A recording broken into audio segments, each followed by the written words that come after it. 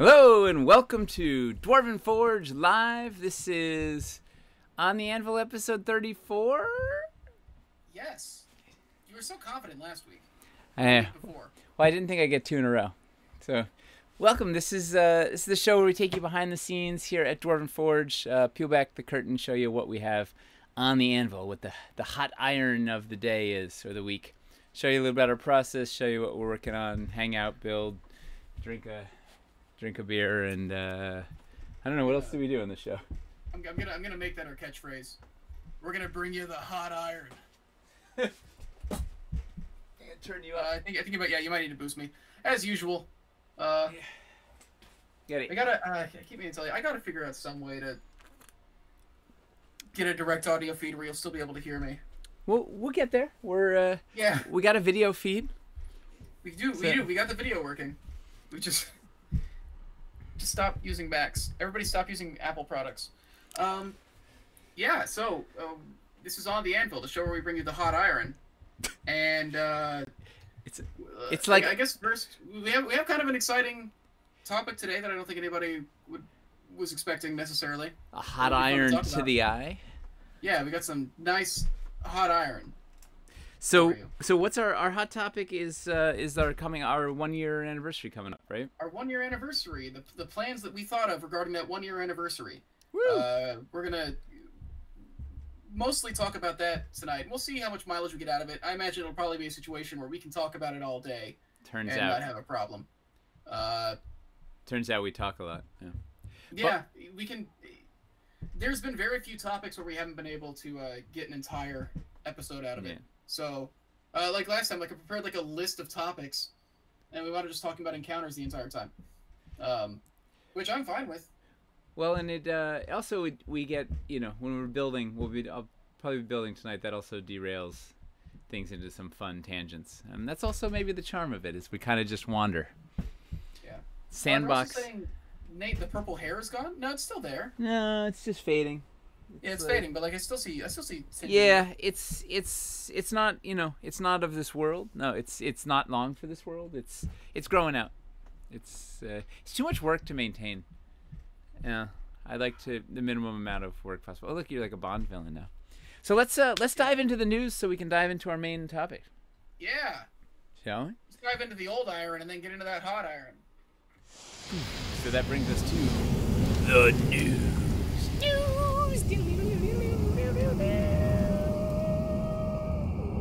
News. All right, we're now in our official split screen news. Look at that split screen. Hard hitting. Look at that new overlay. I'm not. All right. Let's see. I've got a couple things. First off, there was a restock today. I don't know if you guys heard about it. We were pretty quiet about it, and I'm not sure anybody really knew that it was going on. Is this called sarcasm? I've heard of this thing. I'm not even gonna pretend like I'm not gonna like justify that with the label, honestly. Yeah, big restock. Like over 150 sets. I think most of them stuff that was just freeing up some reserve. Some of it might be the last time that we produced those configurations and all that. A lot of it is. It was the stuff. Sometimes the factory will keep, if they can't fill up a full carton, they keep the extras. They had like a back room that had sort of the extras. So there was a whole bunch, 100 of those sets were just between 3 and 10 of the set that they're loosely packed basically into boxes, just like whatever was left, and sent it over and cleared out. We cleared out the whole thing there. So it's like, everything that's left of a bunch of those, and then a bunch of them we're never gonna, we'll not probably do again. We just can't. A lot of them are, like Adventure Essentials and stuff. It's not gonna happen. Yeah. And so, especially with us wanting to, get new configurations, we figured trying to sell off as much of the old stuff as possible to make space. Simplify. It seemed like everybody was going pretty good. How about the catacombs? Are they gone forever? No, those are easier because it's resin. Yeah. So those are much easier to reprint. They don't require. Everybody keeps saying. Yeah, it seemed like people mostly got what they wanted. I'm hearing that a lot of people want docks. It seemed like docks was the item that people. I believe we ordered docks in the last The last restock that went, that, you know, it'll be here in 5 months or something, I believe. Okay, that's good. Because docs go with Wildlands so well. It'd be nice to have them in the store soon. Docs go with everything. They're in this season, this winter. Docs are in. That's fair. Yeah. Let's see. So I think that's basically it. If you haven't checked out the restock, most of the stuff that was gonna go immediately has gone immediately. But there's still some stuff to go look through. Yeah, some of the rare stuff. There's a bunch of stuff. Depends on floor spouts and lava banks. I'm sure we'll get like a sizable Hellscape restock at some point. Yeah. Not entirely sure what it'll look like, but I want to do the Caverns core sets in Hellscape. So just a bunch of good building blocks. We'll get there. Excellent. Also, in terms of things that you should go grab while you can, the build of the month only has a couple days left. It only sells through the end of the month, and then next Tuesday, the next build of the month goes up. So yeah, I actually just got the hot intel from Eric before we went on that we are actually precariously low on build of the month this month. Like we're gonna sell out, it looks like. So if you were thinking about getting it, hop on it now because there's only a few left. Yeah. Man, I know it's nuts. Is this the first time? I don't think we've ever sold out of the build of the month. The city one we did. City? The whichever one that was, the Node Stone Unturned, I think. I think we sold out that one. It's, you know, it is, we never have a set quantity. Like, it would just come together with what sort of sets that are in the warehouse. So it's like you don't have, like, it's not like, well, when we launched the build of the month, we have exactly 200 or things. Like, no, we have whatever we've got. So I think we're almost out of those. So if you were thinking of getting that, hop on the. It's a good way to get some Dread Hollow stuff. And then Tuesday, we have the ice one, Shivering Springs comes out, which is it's really fun. I'm excited for that one. And then we'll shoot same day on Tuesday. We'll shoot the build of the month. Man, what are we gonna do this month? What do people want to see? Hybrid is still on the list. Yeah. Oh, what was the one that got recommended? There was one that got recommended that we were doing, like a Burrows one. Burrows into something. Yeah. Yeah, Burrows into something. There were some cool ideas that we got. I'll need to look back through the. Yeah, I got to figure that out before. Man, I have to figure that out tomorrow because I need to make sure we have the sets for. All right, so we read it. Build them up. Yeah, I think doing hybrids is a good idea though. Let's see. Another thing, we have a date for the Pledge Manager reopening for the resin sets. We have settled on the 9th, and then I believe that's the 2 Tuesdays from now. Yeah. Yeah, 2 Tuesdays from now. And so then the following day, Wednesday the 10th, on the Anvil, we will be showing off the resin sets, doing like some little builds with them and everything, so that you know, if you're trying to figure out if you want them and everything, we can show you like all the functionality, do like a Q&A, whatever questions you have about the resin sets, we will demo on the 10th. Can you hear the WrestleMania that's going upstairs? I hear them running around like, yes. My kids are bonkers, and I guarantee you they're naked. They're like, there's last I was up there. Yeah, I don't know what's going on out there, but it's great. My feral children. Yeah. But I'm excited. We'll play on the 10th. We'll play around with the resin and show off all the latest beautiful paint jobs. But Hamster and Aaron did like just some killer paint on these killer sculpts. So we're gonna show those off, and we'll open up. I think we're looking to open up for all the surface layer scenery. So all the terrain trays, all the texture mats, all the battle boards, all the translucent overlays, in addition to the resin stuff. But we'll confirm that probably next week. But definitely the resin, and we'll see what else we can open up for you. Yeah. Was there anything else involved? Oh, how long are we planning on keeping it open? I don't know. Probably not more than 2 weeks, because the factory will be back from New Year's at the tail end of February. So if we open, I don't know, if it's 2 weeks, then we get the rest. We would get the revised order in, and they go into production. Yeah, if we do 2 weeks, that means that we'll close it on the 23rd. So we'll have the numbers for them. Yeah. That gives us a couple days to like work out customer service stuff or anything weird that's hanging over. Yep. get that final order in with this stuff, and off we go. Oh, you know what? I'll have them for next week. We have test shots in. Speaking of production for Wildlands, this is new news I didn't think of. We have our first test shots in Dwarvenite test shots of the Wildlands stuff, which I haven't actually physically seen. Tyler took a variety of awesome pictures, but I'll bring them in. I have to go into the office tomorrow, so I'll bring those in. It's so weird not being in the office ever. Yeah, like, I don't think I've been in there for like 3 weeks at this point. No. I'll show off the first test shots. Maybe we'll have even more by then too. And we have I haven't seen them, but conceptually we have samples of the Horizon dice are in now also. We can take a look at those. And we've got the 24x24 water texture mat samples in, I think. So we'll have some samples to look at next week. Wildland samples. People are asking about gridless options for the battle boards in the Reopen Pledge Manager. We're not adding any options, right? It's just all the stuff that was available the first time around. Yeah, it's all good. Just opening the same stuff. We can't add new. Oh man, the factory's already just wants to murder us. Like we already went over. we had all the intentions of making this simpler than Caverns Deep, but they're like, you guys are just, it's no, we can't even think about another SKU. Like literally, we can't even add the new overlay, the clear overlay, water overlays. Like we can't even add packs of those. Like we've broken this camel's back, and now we're beating it with that straw, and set it on fire and resurrected it, killed it again, divine smite. Like it's not pretty. You always make the factory sound like an angry old man. It's not that the factory is an angry old man. It's that we're an extremely annoying small child. Yeah. Like to be fair, you have to realize, in terms of like customers for the factory, we do fairly small orders compared to a lot of the people they do, and we ask for more complicated things than most places.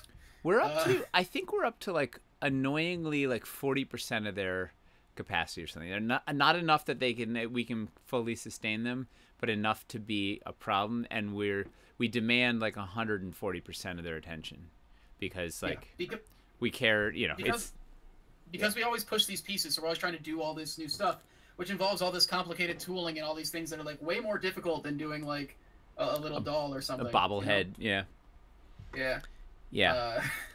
It turns out that people making the bobbleheads don't care about the millimeter on the back of the thing, and Well, I'm excited to show the test shots off. It's really finally feeling the stuff in Dwarvenite. It's like is awesome. Yeah, I'm excited. Yeah, I didn't realize that was in either. Yeah. I guess another. I'm trying to think if there's any other. Oh, I guess some people have commented on the hat and sweatshirts that we're wearing. Oh, that's news. Yeah, it is news. So our team Christmas gifts finally came in. What are we? 3 weeks in? Not so bad. 4 weeks late. A month late. I didn't know they were coming. I thought my Christmas gift was actually getting time off. Yeah, no. I've never gotten that before. Yeah. Money, time, and a sweatshirt. Look at Felipe did this. Can you see? Wait. Yeah, it's easier for you to show off than me. Yeah, it has the list of all the different sets, and he's holding a big hammer. Did you see the dragon's got a big hammer over the anvil, and it's pretty cool. They're also extremely comfortable. Like these are both the beanie and the sweater are very, very comfortable materials. And at some point, we're gonna have merch available for you guys. So at some point, it's like many things in the works, but this was part of the experimentation regarding that. But one of the byproducts of Mace trying all these different manufacturers and whatnot is we had all these different places to get stuff. Yeah. So, yeah. I guess that's the main thing. Is rest assured that if we make merch, it's going to be stuff that feels good and is good quality. Because we're testing out all these things to make sure that we don't get one that's like going to fall apart when you put it in the washing machine or something. Facts. Yeah. Because I always hate when that happens. Outside of that, that's all the things that I have written down news-wise. Yeah, I think that's all the news. Does anybody have any other news questions? One thing we forgot to mention when we were talking about build of the month. Next Tuesday, we will also be streaming the building of the next build of the month. Yep. So next Tuesday, we're launching the Shivering Springs and building the new one on Twitch. all at the same What was time. the good/special news? Oh, I do have one more thing, actually. I put it at the top of the list, and then we skipped over it. For people who have been wanting the streams to be archived on YouTube, because it's just easier for you, or you want to put it at 2x speed, or any of the other What do we things. YouTube and Twitch are just different platforms. What do we sound like at 2x speed? That must be insane. I am terrified to actually make your voice any faster.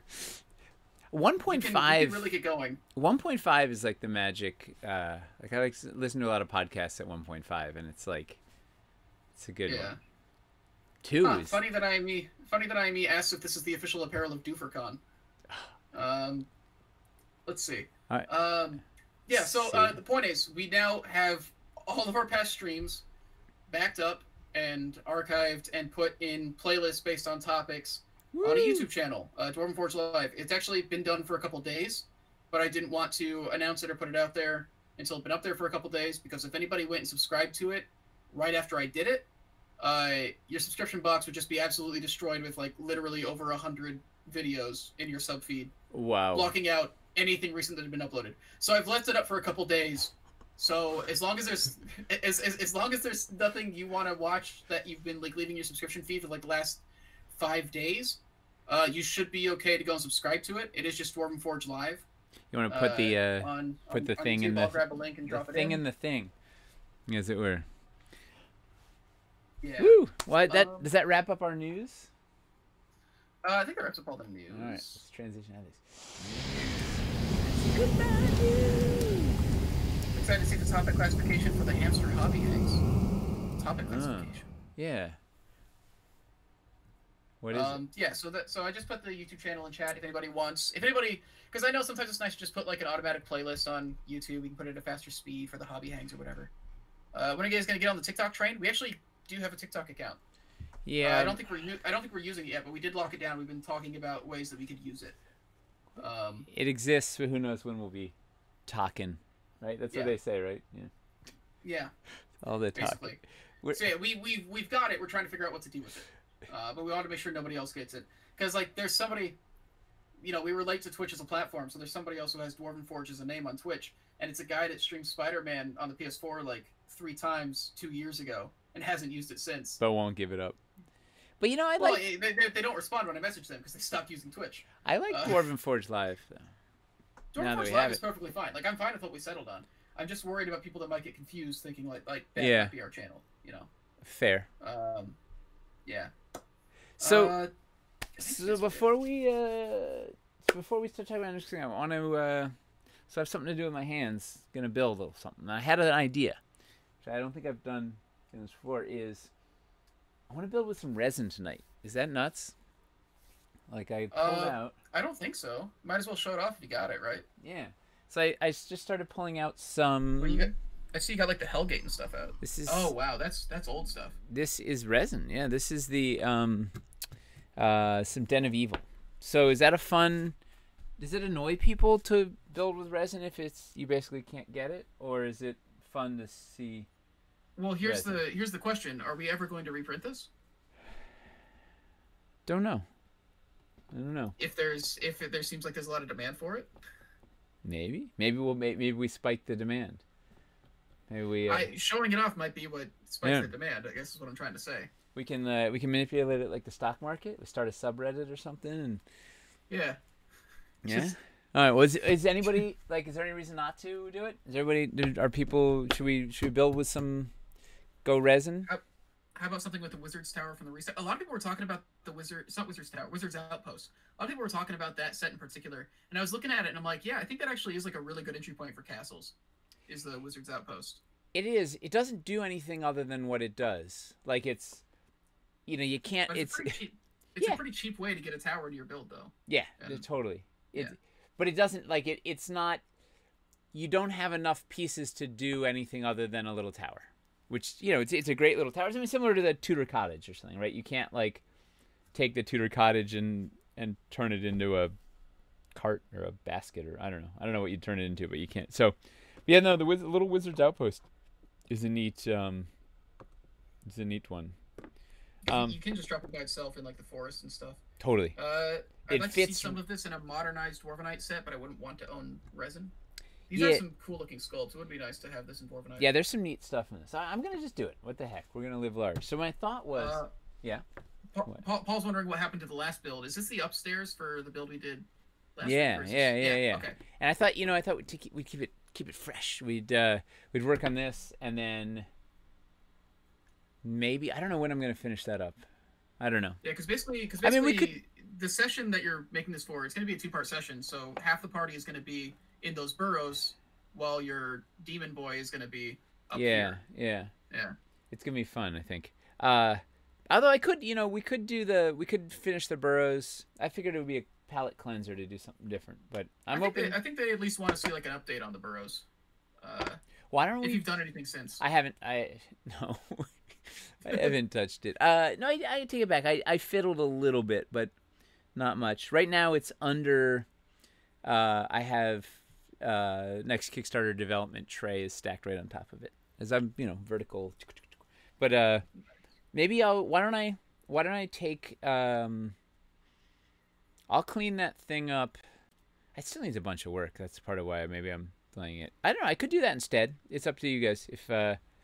If people want to put a poll, do they want to see Burrows or Den of Evil?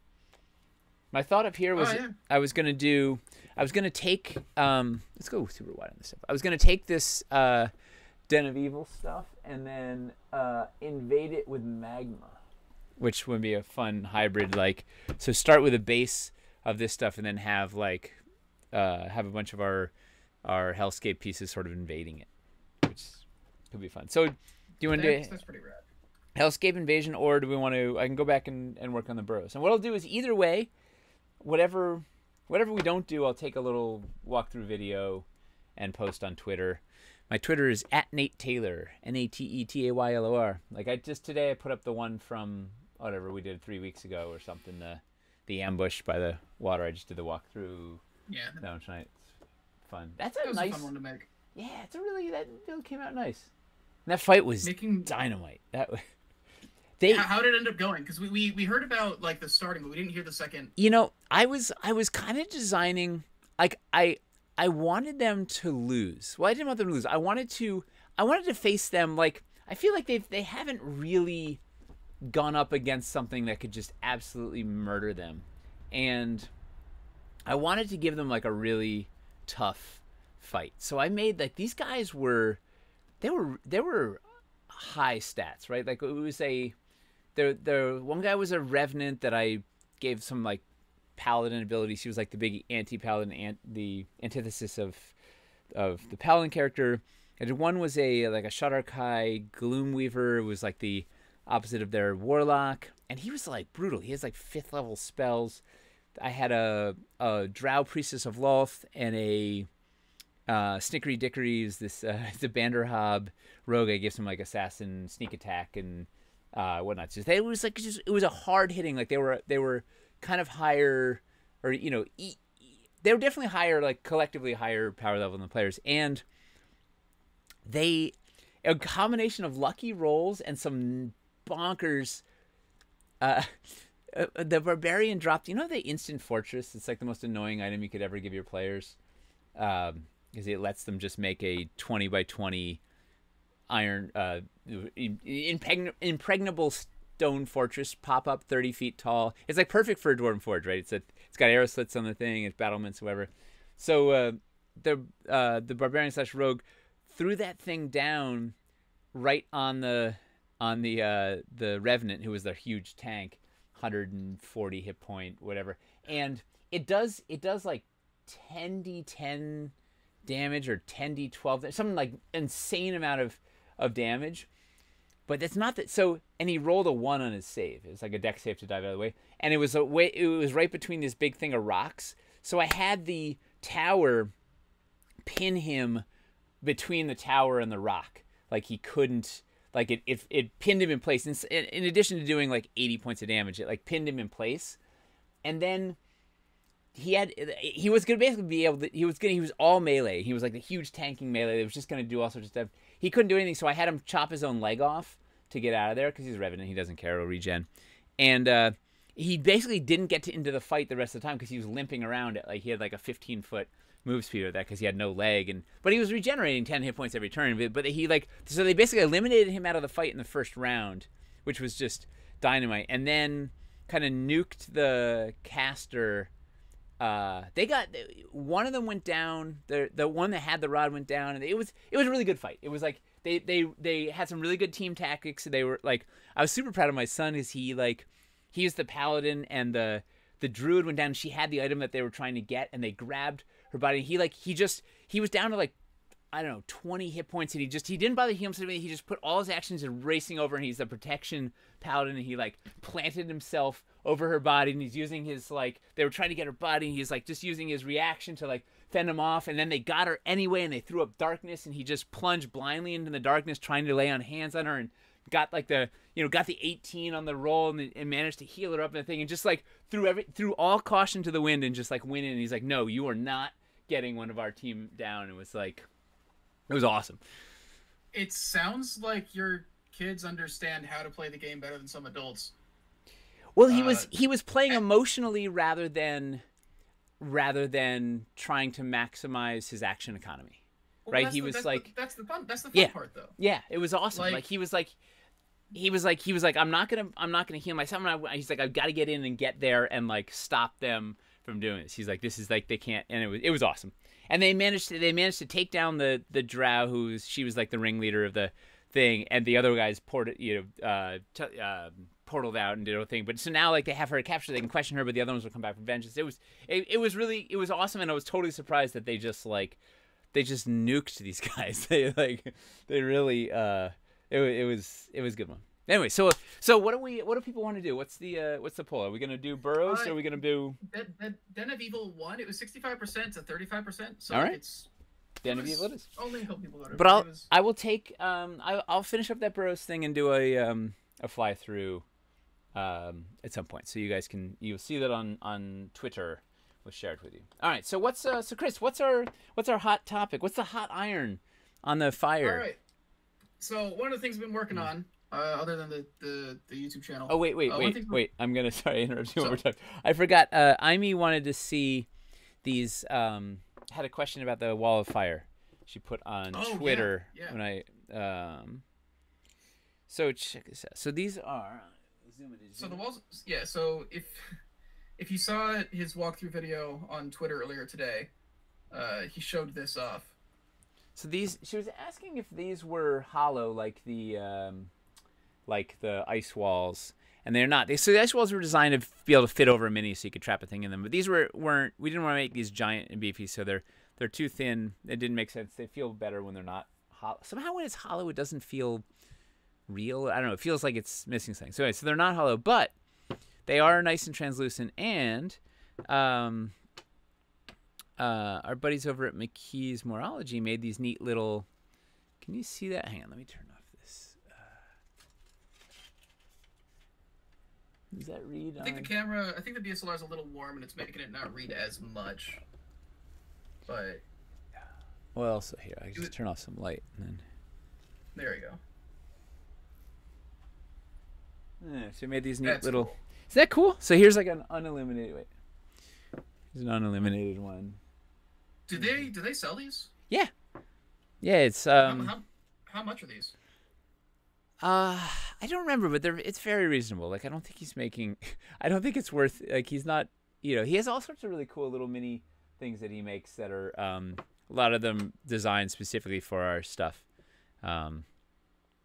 I think I want to grab some of them for our game. Yeah. Because I just painted our fire. He makes some really cool little tables and. Yeah, it's pretty awesome. He's making this. I don't know if he finished it. He was making a fireplace. Hold it.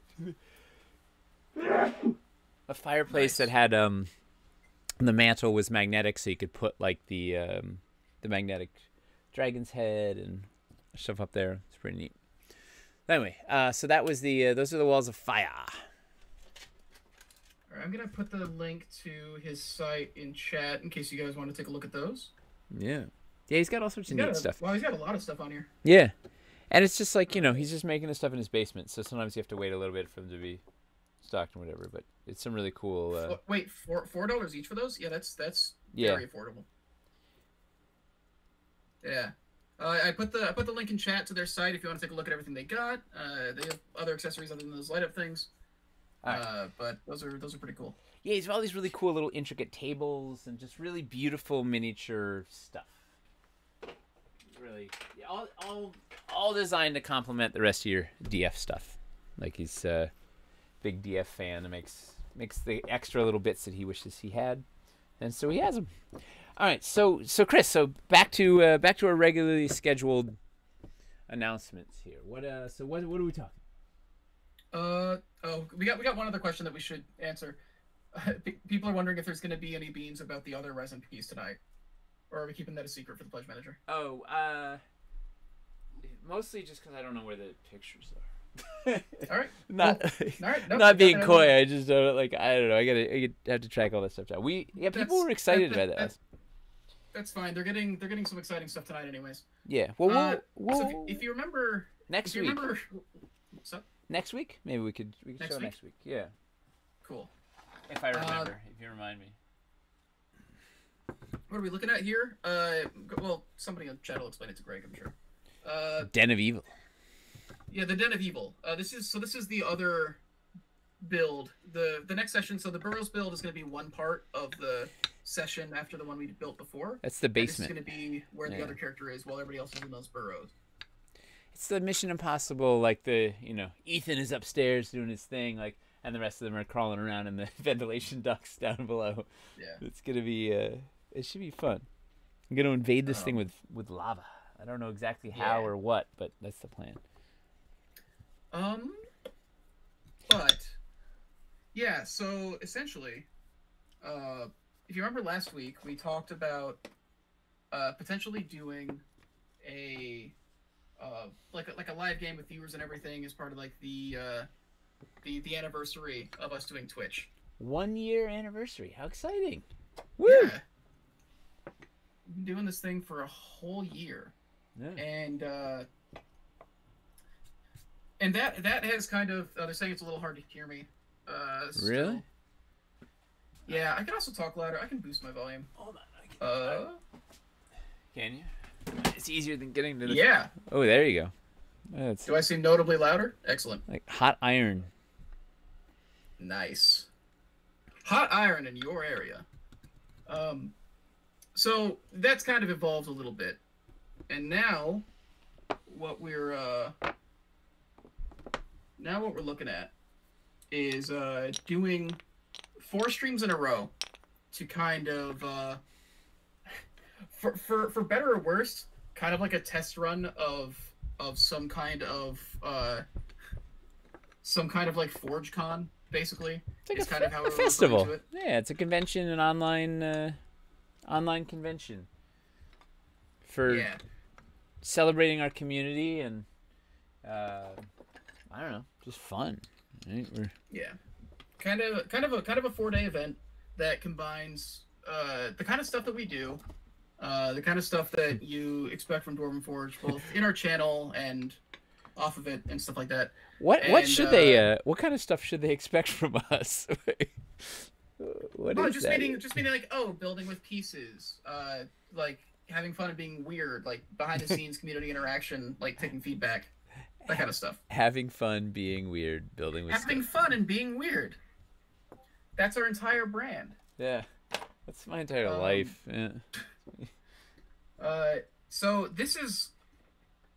basically everything will be built around kind of culminating in that game at the end of the week. We're thinking what we would do this though is we would do it the week of the 22nd, even though our anniversary is on the 18th, so that we would have a little bit more time to get all this stuff ready because there's going to be some moving parts. And so on the 18th itself, since that's a Thursday, we'll celebrate on the Hobby Hang, and we'll have kind of just like a chill like birthday hangout basically at the Hobby Hang. And then the next week we're going to do this thing. And so the general idea of it is this. We initially were talking about having audience interaction during the live game. But what if we involved you guys in the process of making that game, like making the builds and the encounters the entire way through. Which is very much the spirit of On the Anvil and Dwarven Forge Live in general, right? It's just collaborating and showing the process and just sort of, Yeah. So that's our general thought process behind this. So here's the rough schedule and idea that we've thought of so far. On February 1st, I will open a Discord channel for submitting entries to basically submit a 12x12 to potentially have them play through, and the game will be made up of a couple 12x12s put together of any themes and all that. And so we'll collect all those, and then we'll either have the community vote, or we'll have the staff vote, or we'll select it random. We'll in some way. We'll back up first. We'll talk about who's playing the game. Who's playing? So also on the 1st, we would open up like a Google Forms thing so that people who have a computer that can run Vorpal Board and are comfortable like playing on stream and all that can submit their information, and so then we'll have a database of that. And then on the 10th of February, we will select 3 players. We'll do like the drawing live basically on the 10th. And the idea is we want to do something fun with the community that celebrates our awesome viewers and let them be part of the thing. So it's a chance for 3 lucky viewers to, or maybe unlucky viewers, to sit down and play some D&D with us, but not just regular old D&D. Here's where it gets lively. Yeah. So where it gets lively is wait. Before we get, what should they put, like, what should they put in their submission? Like, is there, should they make a case for why they should be the person chosen? Like, do we want a little written essay, or like a thing, or like, I don't know, is there? They possibly could. I think we could do that. We could do the little thing, but I think the main thing is we'll definitely like want to know, like, what is your username? Because we do want to make sure that the people we select for this are people who are actually active in these streams and are part of the community. Because the point is that we want to celebrate the community. What if we say something? What if we ask them, like, what's your favorite part of On the Anvil or something, or what's your favorite part of Dwarven Forge Live, or ask them, like, have a question, our version of a CAPTCHA, right? Or like, prove that they're not a robot. I feel like I'll recognize most of them though. I've stared at. But what if they don't? What if they for a long time? What if they don't say anything in chat? What if they just quietly watch and don't say anything in chat? Because there's people that write in chat if you're someone that just watches and doesn't write in chat. See what? Write something now. Prove you're there. No, but there might be people that don't actually say anything, but have been tuned in and watching, or part of the thing, and or love it, right? Is there like a test that we can? Is there a test we can administer to, like, or something? If they just say, I don't know. I'm gonna have to think about that. I wasn't thinking about subterfuge when I. Well, how is it subterfuge? It's kind of subterfuge. Like, how do we? I don't know.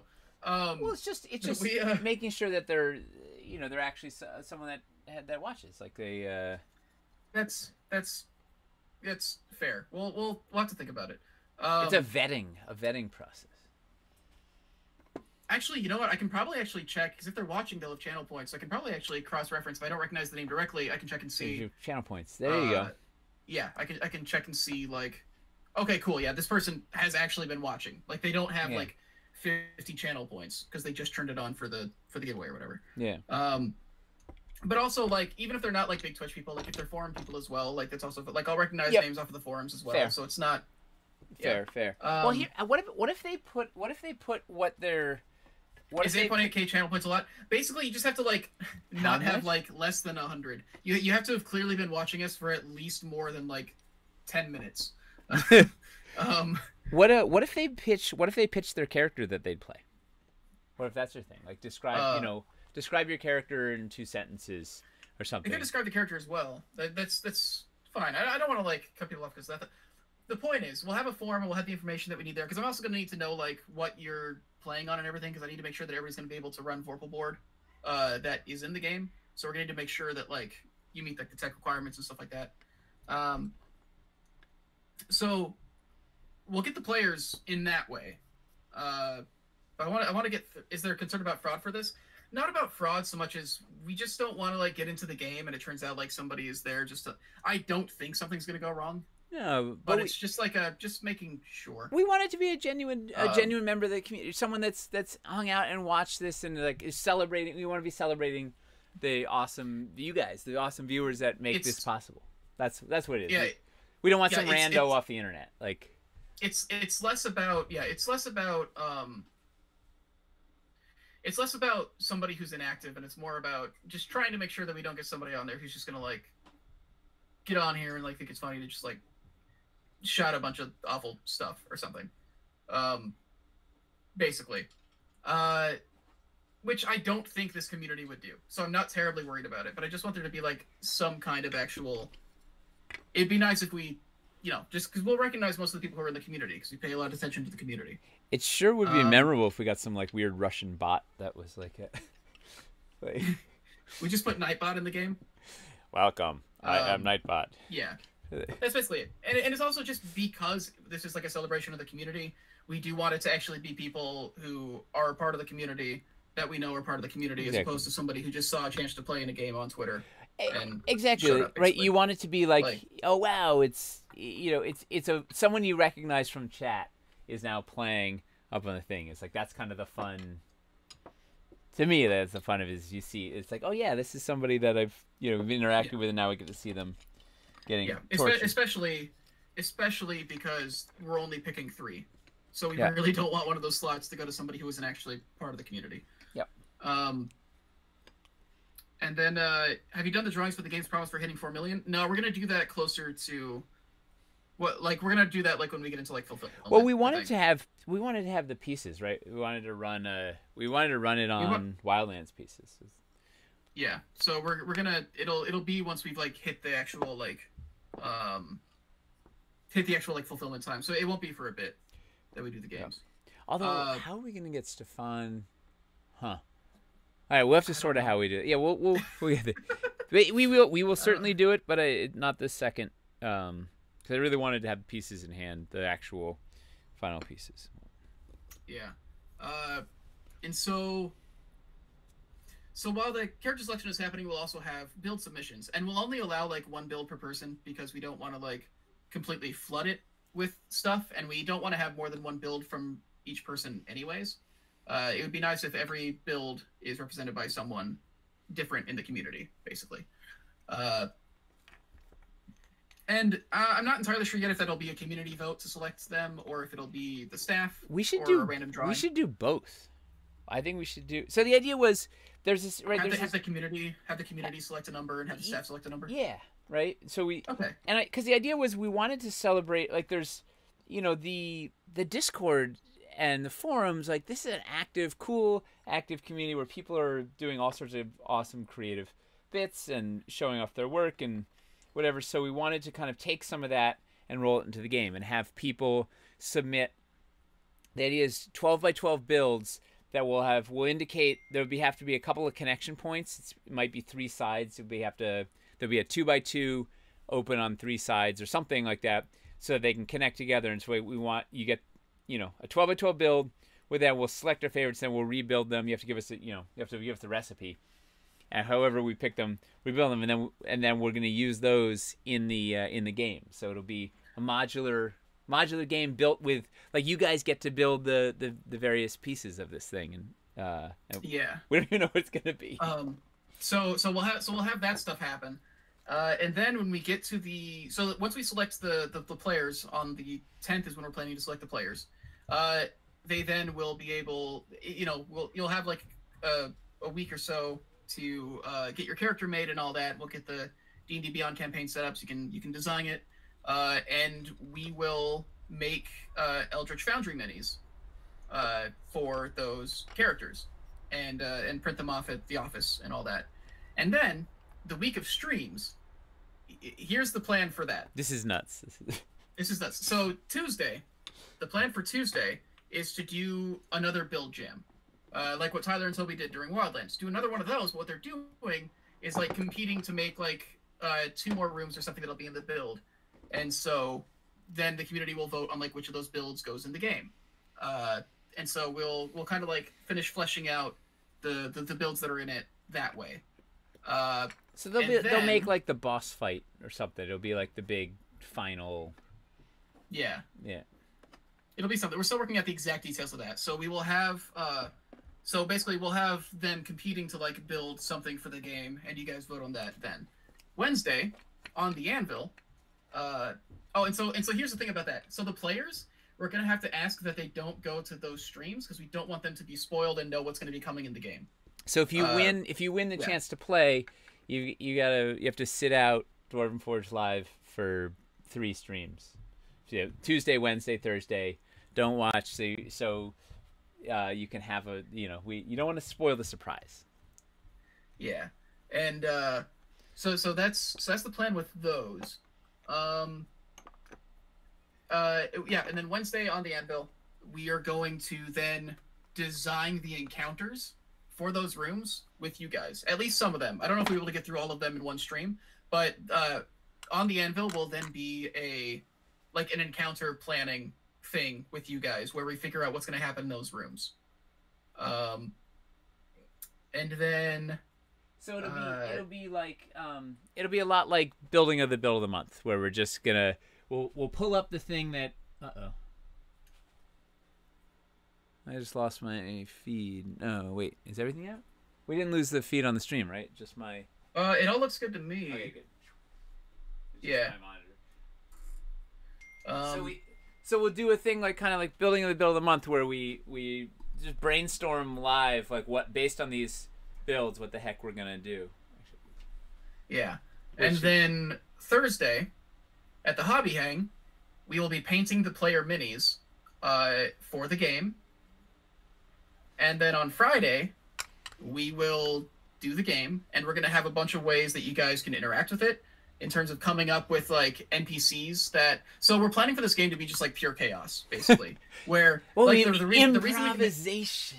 Yeah, where like the reason we can make like these 12x12 builds work is that literally from room to room things can just change completely, and so you guys can like create NPCs that like me or some of the other staff or somebody has to like make up on the fly, and then go up and like now we're voicing this NPC for a bit, and we're doing that, and like we'll throw like complications in and such based off of the chat and all that. There'll be ways that you can spend your points to like make things happen, and so I'm still working out all the details on how we can do that.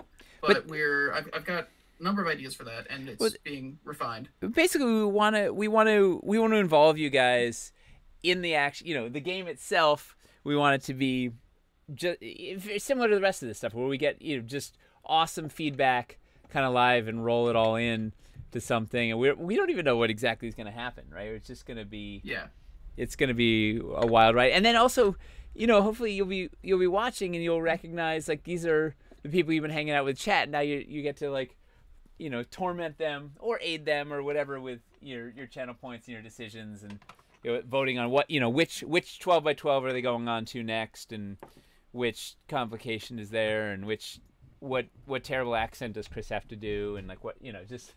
There's gonna be, God. I don't know, just a bunch of nonsense of just fun, interactive, community-driven collaboration where we're just I don't know, I have no idea what's gonna happen. Yeah, and then after the game, we will send the minis that we made for it to the players. Yay! And that'll be the wrap up for all that. I think I covered every step of it there. I think I covered it all. But that's the general idea for that week. How does that just be like, what's that? How does that sound to people? Yeah, people seem like they're pretty excited about it. Would that be a fun thing to be involved in? Would anybody like to be right? Doesn't that seem like it would be a wild ride? I've seen some people say that they want to have a build in it more than play in it. A lot of people saying that they'd love to play in it. Well, it seems like a fun thing all around, right? It's a big experiment.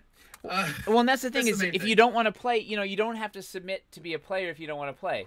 So, like, if you want to just submit a build, just submit a build. If you want to submit to play, submit to play. If you want to do both, you can. If you want to just watch and throw complications at them by voting on the polls or spending your channel points, do that. Or if you just want to sit back and watch, do that. Like, there's a lot of different ways to participate.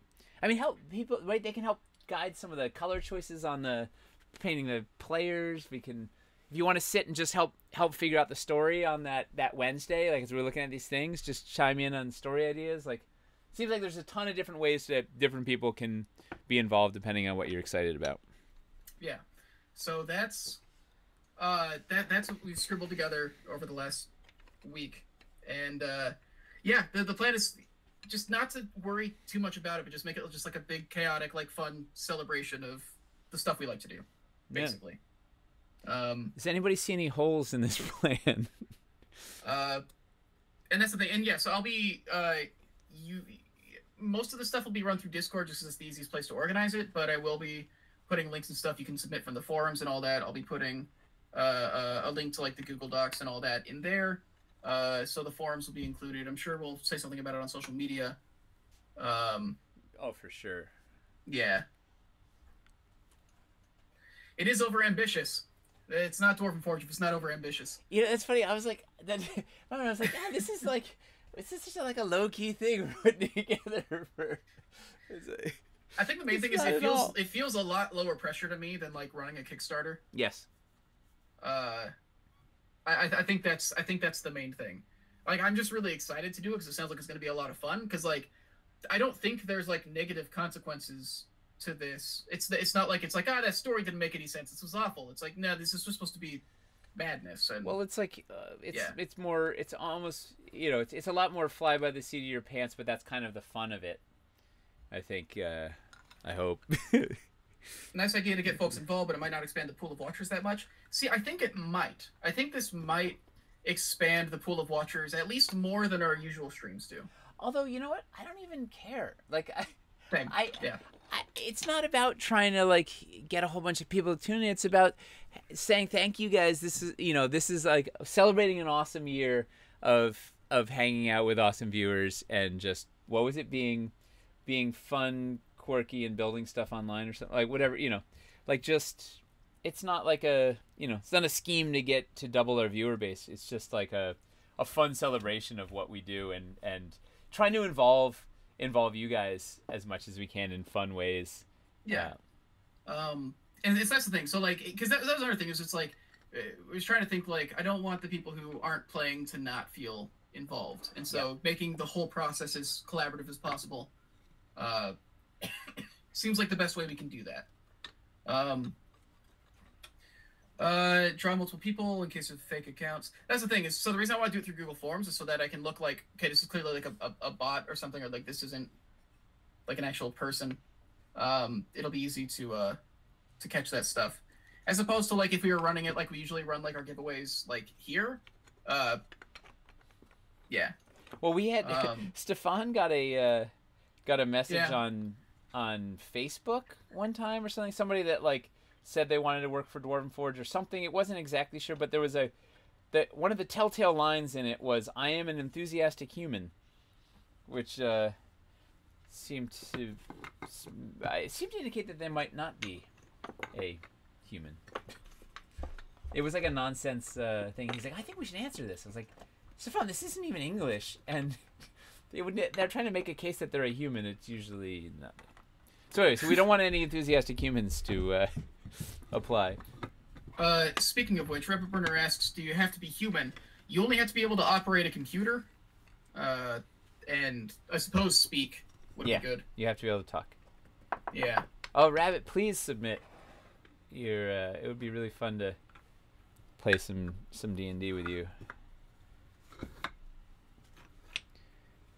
We haven't had any issues with the community build challenge forum with bot submissions, but so far that has only been shared in Discord. Right, and that's the thing. Like, the concern is I don't have problem. Like, I don't think anybody in this community that we're looking at right here is going to be a problem. No. It's when you put it out on social media that I'm expecting we might get some weird submissions or some stuff where it's like, we really shouldn't, like, Well, weird stuff might happen. I don't think we should put the open call for players on social media. That's fair. I think because it's also like a tech thing as well is the main thing. Like it's Yeah. it's got to be, you've got to be able to run Vorpal board is the main thing, and we will do like a tech test ahead of time to make sure it's working. Like I think we can advertise the build, submit your builds, and we can advertise the shows, but I don't think we should advertise the call for players. Like it should be, you should be watching the show, you should be on the forums, you should be on Discord to know about it. And other than that, like That's fair. not like we don't need to alert the internet about that. It's not like, that is fair. For the people actually playing in it, we should just stick it to the people who are like it's our dedicated people. enough that that they know about it through these means.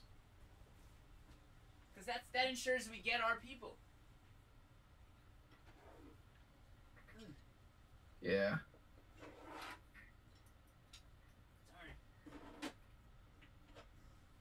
Yeah, so we'll so we can do that, but the build challenge thing isn't a problem to put out there though. So yeah, it's gonna be it's gonna be a lot of stuff to organize, but I'm excited about it.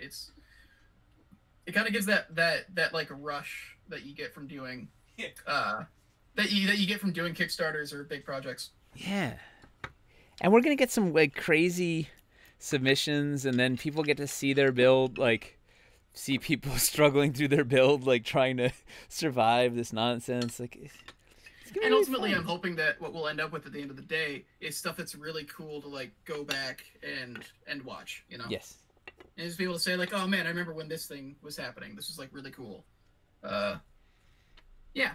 So if you have ideas of like some other ways that we can engage folks or do, if there's like, let us know how, like, what do you want to see? What will be fun when we're putting this together and doing this? Like, how would you like to interact with it? Like, what are we're open. Yeah, and we'll be, we've got another hour of the stream left to talk about it, and then also the Discord has a suggestions tab that you can post it in, or you can post it somewhere in the forums and tag me or something, and I'll see it. Have the chat represent NPCs in the game. I've been toying with the idea of having a fourth chat-controlled character. I think I might just be worried about the pacing of that. Is the only thing. We're weighing the pros and cons of that, of having like a chat-controlled character entirely, but there at least it's like in the party. But that is I don't know if we could have chat feeding some lines to an NPC or something. Maybe there's like I think it's easier to do stuff like that, because it's especially like we're gonna be trying to like do a lot of like weird chaotic stuff, and so that might just I that's the thing that I worry might gum up the works a little bit to the point where it kind of like grinds things to a halt, or it starts moving slowly or getting weird. Is that a cool piece? Oh, is it? That is really cool. Wow, we need that in Dwarvenite. Yeah, it's bonkers. Dude, rad. Yeah, it's a fun perspective. Yeah, this Den of Evil stuff is a fun. It's a fun set. I haven't built with it all that much, so it's fun to break it out. Yeah. What are we looking at here? That is cool. What set is it in? This is all Den of Evil, right? Yeah, the Den of Evil resin, old school style. Beautiful. What are we looking at here?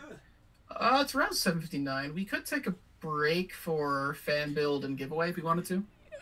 Yes. Hold 2 shakes. No worries. Man, I hate holding resin. Like, I mean, I love it. It feels, there's something, it feels amazing, but I feel like I'm gonna just at any moment I'm gonna break the back of that thing. Yeah, I'm totally down for having chat vote and use their points to influence the game. I'm worried about it being an entire character, just because there's a couple things that might happen. It might slow the pace down too much.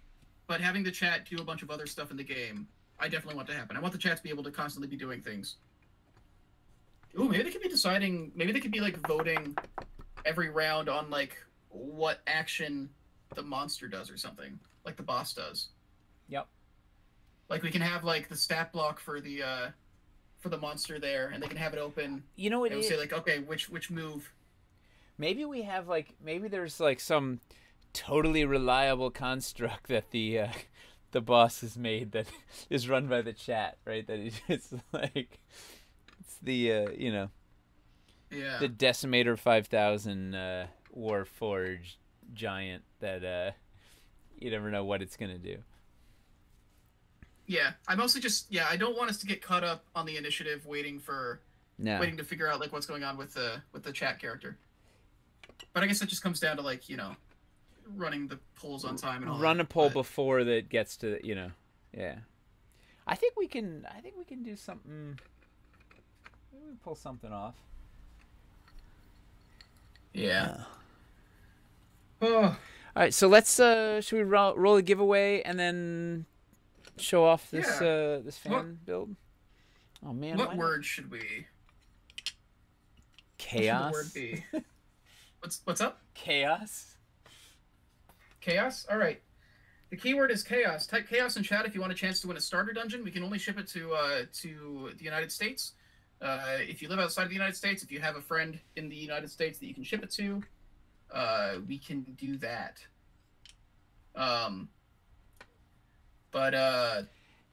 Yeah, if you want a chance to win a starter dungeon, do you know? Hit us up. Are Canadians allowed to give away stuff on Twitch to do you know what the rules are? Like, can they give away stuff to people in the U.S.? Are you thinking about moving? No, we ran a giveaway on the Dungeon Dudes stream last night. Oh, right. They really didn't know the legal ramifications and. Yeah, I'm actually not very familiar with Canada's giveaway laws. I said I was pretty sure North America was safe, but they said, "Oh, hey, it sounds good." Greg says I think other than Vancouver. I'm not really sure. I only know that like it gets weird with. I only know the stuff that affects us, basically. Yeah. It can get kind of weird. Yeah, so we're rolling that. Do you want to show off the fan build? Yes, I do. I want to put this Hellgate into Den of Evil. Dude. Yeah, dude. Wait till I put the lava in here. I'm gonna make this nice thing and I'm gonna blow it up with lava. It's gonna be magma everywhere. All right, so chaos was the word. People are doing the thing. Here we go. Yeah, just type chaos in chat if you want a chance to win a starter dungeon and you live in the United States or have a friend in the United States that can forward it to you. All right, so here is the build. Oh man, it's not starting at the beginning. Well, that's annoying. Can I? Oh yeah, do you have it on randomized? So this build is sent in by Tylorian. I'm gonna read actually the message they sent with it. For those of you not involved in the Discord, they've been doing monthly kind of build challenges, community build challenges, and this month's was story mode. And Tylorian made an entire encounter along with is it not on loop? It should be on loop. Let's see. The story pictures, the main thing should come in a sec. It is outrageous, man. They went crazy. I love it. Yeah, they made a whole you can see they made a whole set of images to kind of make like a mini module basically. Yeah. And design the whole thing. They also included a top-down map for saying if you're going to play with it on Roll20 or something. They put a grid in. Speaking of being overambitious. Yeah. And they also all right, so let me just read Tylorian's messages. One of the images I added is a top-down view of the build that is an example of how I might use the Dwarven Forge in a virtual terrain in a virtual tabletop. Inspiration from Lori Z and United Cats of the Internet. I can see it having the grid removed, but just experimenting. The image is a little dark because I imagine the encounter happening at night. Also added 2 images that show the very basic 5e stat blocks for the encounter's bad guys. I can see using these sheets for myself and handing a different version that has descriptions instead of stats for the players. I have about half of my players being newbies and giving them a visual aid to imagine the monsters I think could be fun. I'm thinking I might create something like this for 1 or 2 encounters per game. We'll be playing monthly long sessions. This is sort of a proof of concept for that. I hope you'll all forgive me for the conceit of marking these as a KS8 encounter, just having a bit of fun. Forgiven. Yeah. And encouraged. Yeah, so I just wanted to highlight that because just like going above and beyond to make... Dude, it's awesome. To make it feel like a module. It's awesome. It's like, who doesn't want to play in there? It's also, what's nice too is it's a real build, right? This is a thing you would actually just build for your session on your table. particularly he said he's playing with a bunch of new players or whatever. Like it's the perfect, like, wow, this is a cool encounter. Constrained, like, it's awesome. Yeah, it's not anything, you know. It's like this isn't it's not like a massive like table spanning thing either. It's like this is a very feasible real thing, and this is how you can use it when you're playing virtually. It's great. I love it. I love the Darkling up on the roof and the spider up on the roof and the big boss is up on the roof. It's like a lot of people up on the roof. Oh, I forget the stairs. I forgot. Dead and Evil stairs. Yeah, there's stairs. I got to do some multi-level.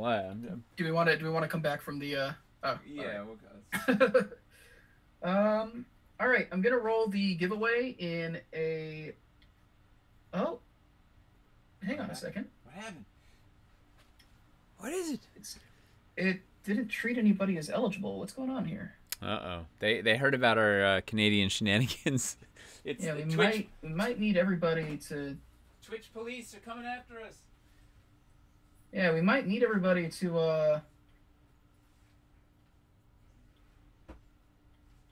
Let me put Chaos in here again. Yeah, we might need everybody to type Chaos again, just to be safe. I don't know why it's not listing people in here. I might need to refresh the site or something. It's still not listing people. Okay, hang on, guys. I'm going to refresh the site and see if I can get it to work. You're telling me we need more Chaos? Okay. Okay, it's working now. It's working now. I don't know why. It's functioning.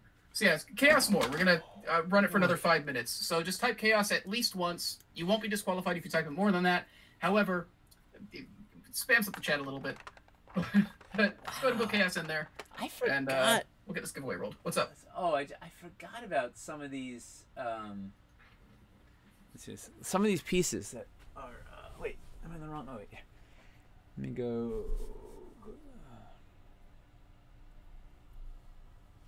Oh, that's beautiful. Yeah. A lot of these pieces I genuinely wish we had available in Dwarvenite. Look at that crazy thing.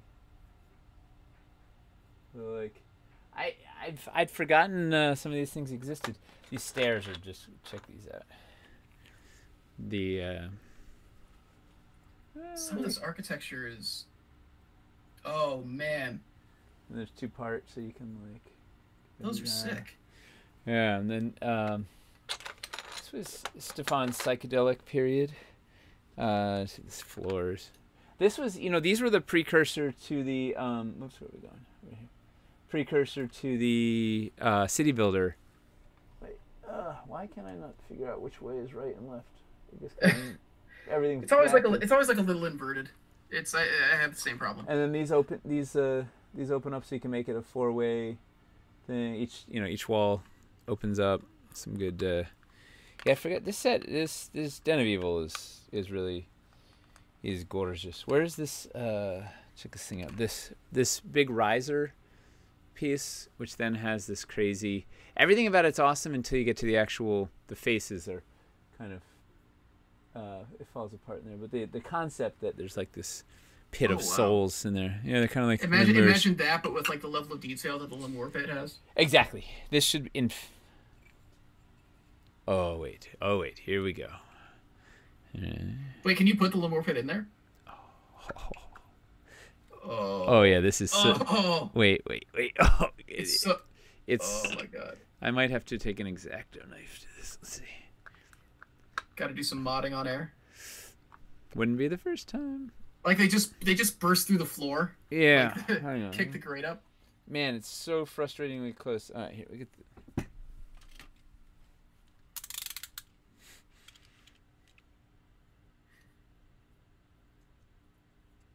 I think the amount of times that you've just broken out like a blade or a jackhammer or a drill. Well, not a jackhammer. Like over time, we just keep putting holes in pieces on air. I'm not afraid to go in and do a little work on the pieces. Like sometimes. All right, I'm gonna roll the giveaway in like 30 seconds. This is the last call. If you have not typed in Chaos, go ahead and type in Chaos to get a chance to win a starter dungeon. How bonkers is that? U.S. only. Oh. mileage may vary. That is pretty sick. Yeah, this is my new favorite. All right, so now this is happening. For sure. What other fun... oh, these are neat. These little... this way? Little doorway. Slides open.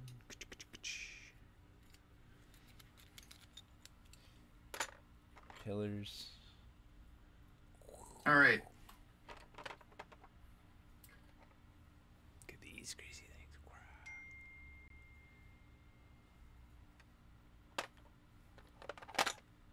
All right, I'm gonna roll this giveaway. Art Deco Wall of Fire. Yeah. That was the Wall of Fire? Well, it's like a stylized Wall of Fire. It's not actually fire, but... All right, giveaway go. Giveaway go. Older Brother Games. Woo! Congratulations, you've won a starter dungeon. Everybody that's got an older brother, yay! I'm gonna go ahead and whisper you. I'm gonna get your email so we can reach out to you, get your address, and send that off. Also, Primo Danielson, I see you here. I messaged you. We need your email or something. You won last week's giveaway. I want to get you your stuff. I need email address or shipping address, either or. I've whispered you before. I'll whisper you again as well. Yeah, older brother / United Cats. Woo! United Cats of the Internet. So, I'm very active on the Discord too. So I have a question. So, let's say you were turned into a Garisto demon, right? CR17, like just super tough demon. What would be a good challenge? Like you're feeling like, okay, you know, you got the demon package, you're like immune to fire, lightning, and what is it, cold, fire, and lightning, or you're resistant to it, and you're like, I don't know, you've got 300 hit points, you're hitting hard, you know, like, what's the challenge that you would be like, oh no, this is, like, maybe it's not a combat thing.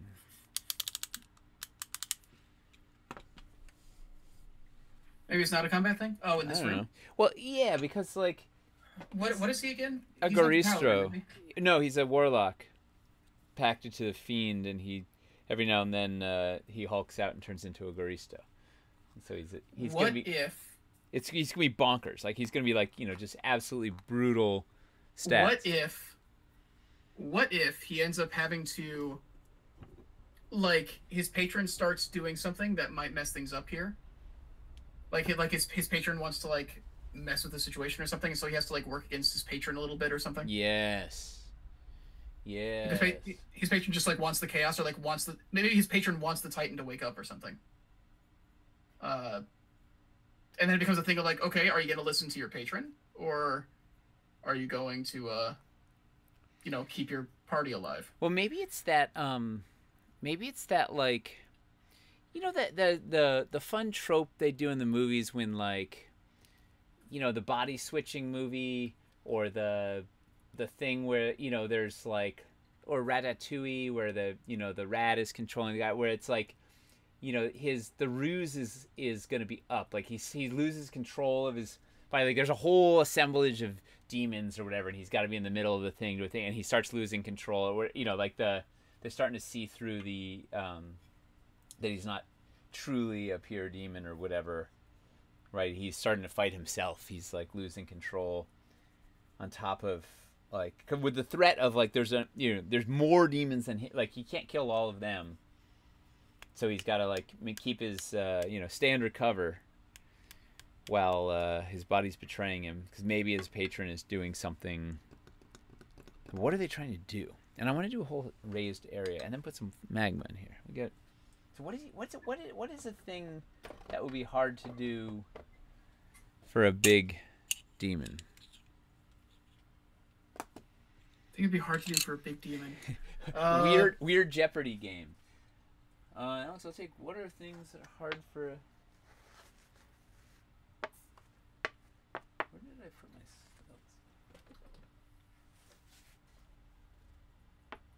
Anybody have any good?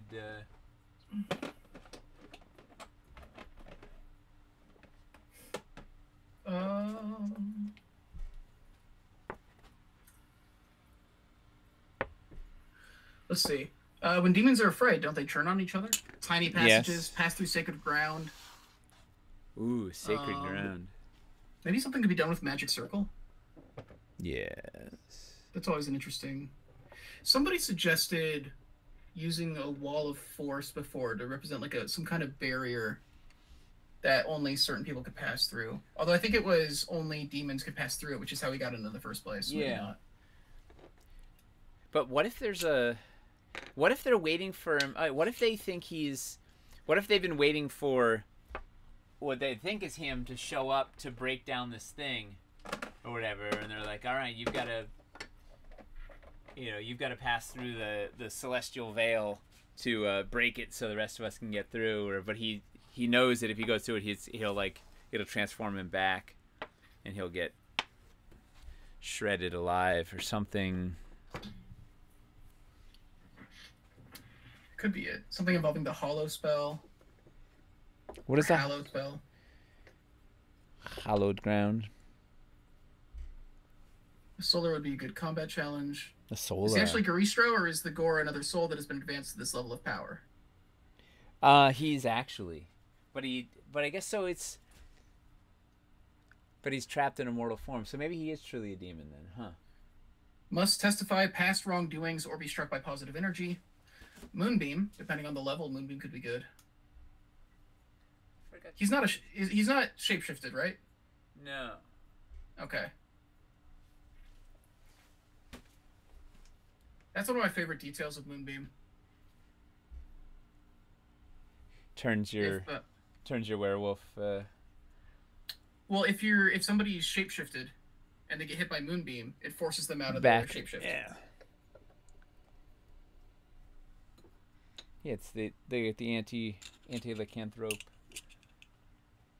I'm not sure if it works on lycanthropes actually. Yeah, because they're shapeshifted. Maybe it does. Isn't that the whole point? It was like a moon. I thought that was the driver for it. Is because it's moon based. Oh, could be. I always look at it as like if people were like polymorphed or something. Let's see. I bet the internet knows. I'm looking up the spell again real quick because this is one of my go-to spells, so it'd be nice if I understood it. A shape changer makes its saving throw at disadvantage. If it fails, it instantly reverses its original form and can't assume a different form until it leaves the spell's light. So I guess anything that changes shape. Going off of those rules, those words. Literally anything that changes shape. So maybe I wonder if this would count. Maybe that could trigger him.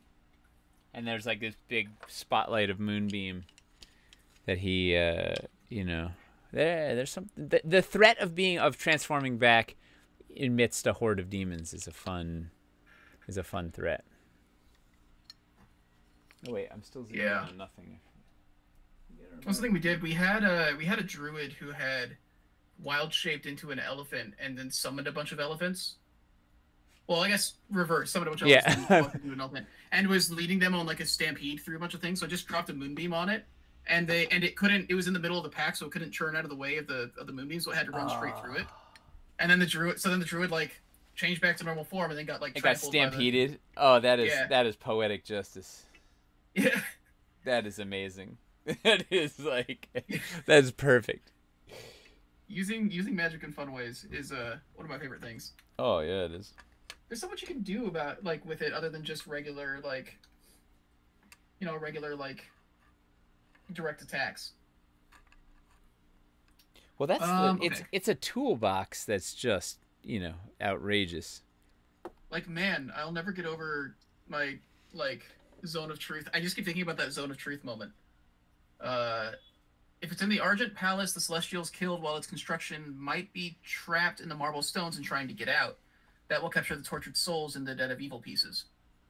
Wait. Go again? This is I love everything about this. Wait. I'm trying to understand it. Yeah, if it's in the Argent Palace, the Celestials killed for its construction or during its construction, might be trapped in the marble stones and trying to get out.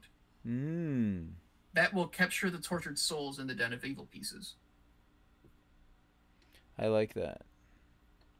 Well, that's a fun, right? Have to kill like a, right? Kill a solar, kill some big celestial to complete the ritual. Maybe it's like drawing like all these celestials out, and sacrificing those celestials is like part of completing or like waking up the Titan or something. That's fun. And so then he winds up fighting on the side of the demons for now to try and stay alive because the celestials assume that he's one of the bad guys. Well, and if he doesn't, then he outs himself. You know, he's like, that's mean in all the right ways. Banish and being stuck in the abyss is a big threat and could force the players to travel the planes. That would have to stop the spell before it hit a minute. They'd have to stop the spell before it hit a minute.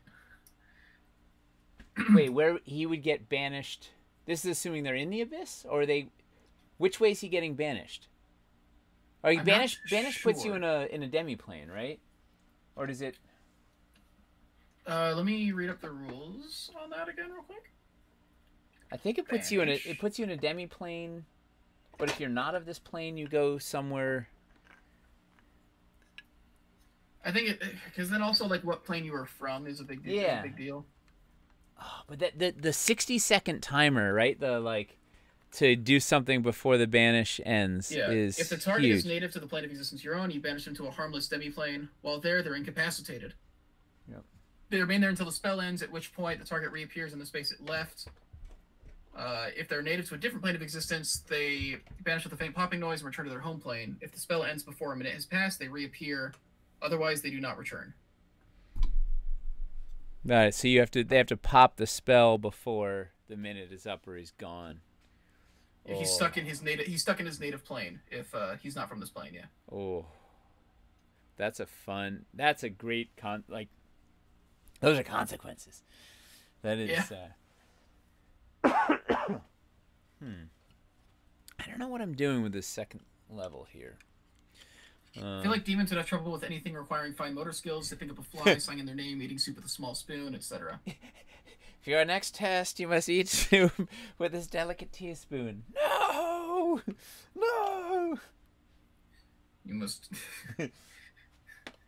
The Queen of England is coming to visit, and you have to, like, entertain and... They just put books on his head and make him, like, walk across the room without them falling off. And now walk like a lady. Just do all the My Fair Lady stuff. Yeah.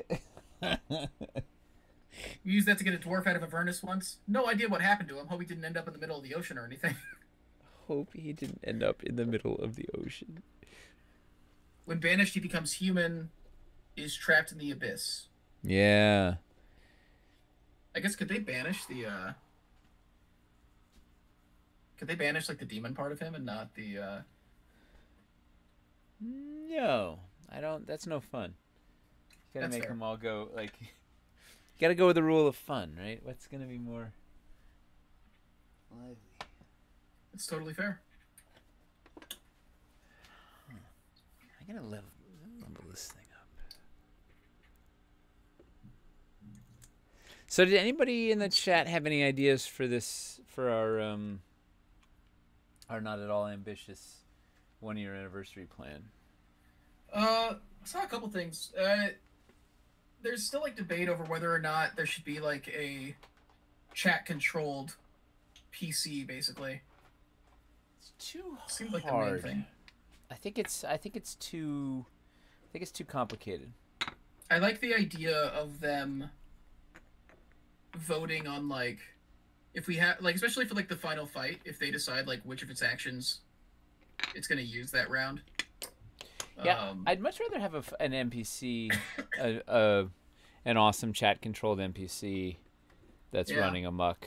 I guess stuff that relies on initiative might be tricky to. Well, especially if here's the thing: if we've got crazy, we've got a modular build essentially. We've got chat influencing a bunch of things, whatever. Like having a chat-controlled NPC seems like it's just going to be. It's gonna be tough. Like that's especially because the nice thing about having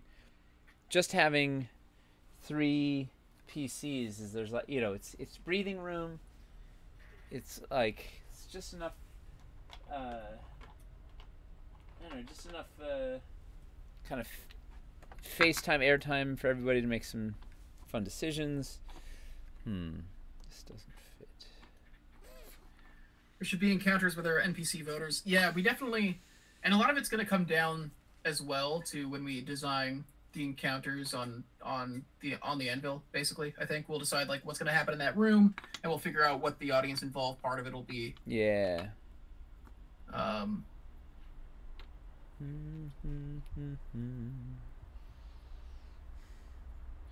Like separating the Hulk from Bruce Banner, his human form has to fight his demon form. Oh. He's alone fighting his. That would be awesome. When banished, they go to the Forgotten Realms. You know, the other 2/3 of the Forgotten Realms map. The other 2/3. Like Karatur and yeah, everything but the Sword Coast. Yeah, I think the nice thing, I think when we're thinking about stuff for the chat to do, it'd be nice for it to all be stuff that matters and would also change with context as well, like based on how things are going, based on what the party's doing. Well, I can tell you how things are going to be going. It's going to be. That's fair. It's going to be. Man, I hope we keep it all balanced. Maybe we should keep the player characters secret until we paint them on Thursday as well, so that they don't know what characters they're planning for. Well, or maybe we do want to plan for specific characters. Definitely want to plan for the characters. Definitely. Okay. Yeah. You know, we don't want to make it all a bunch of like dex challenges if it's like a bunch of, you know, fighters with no dex or something. You know, that's fair. Yeah. Definitely.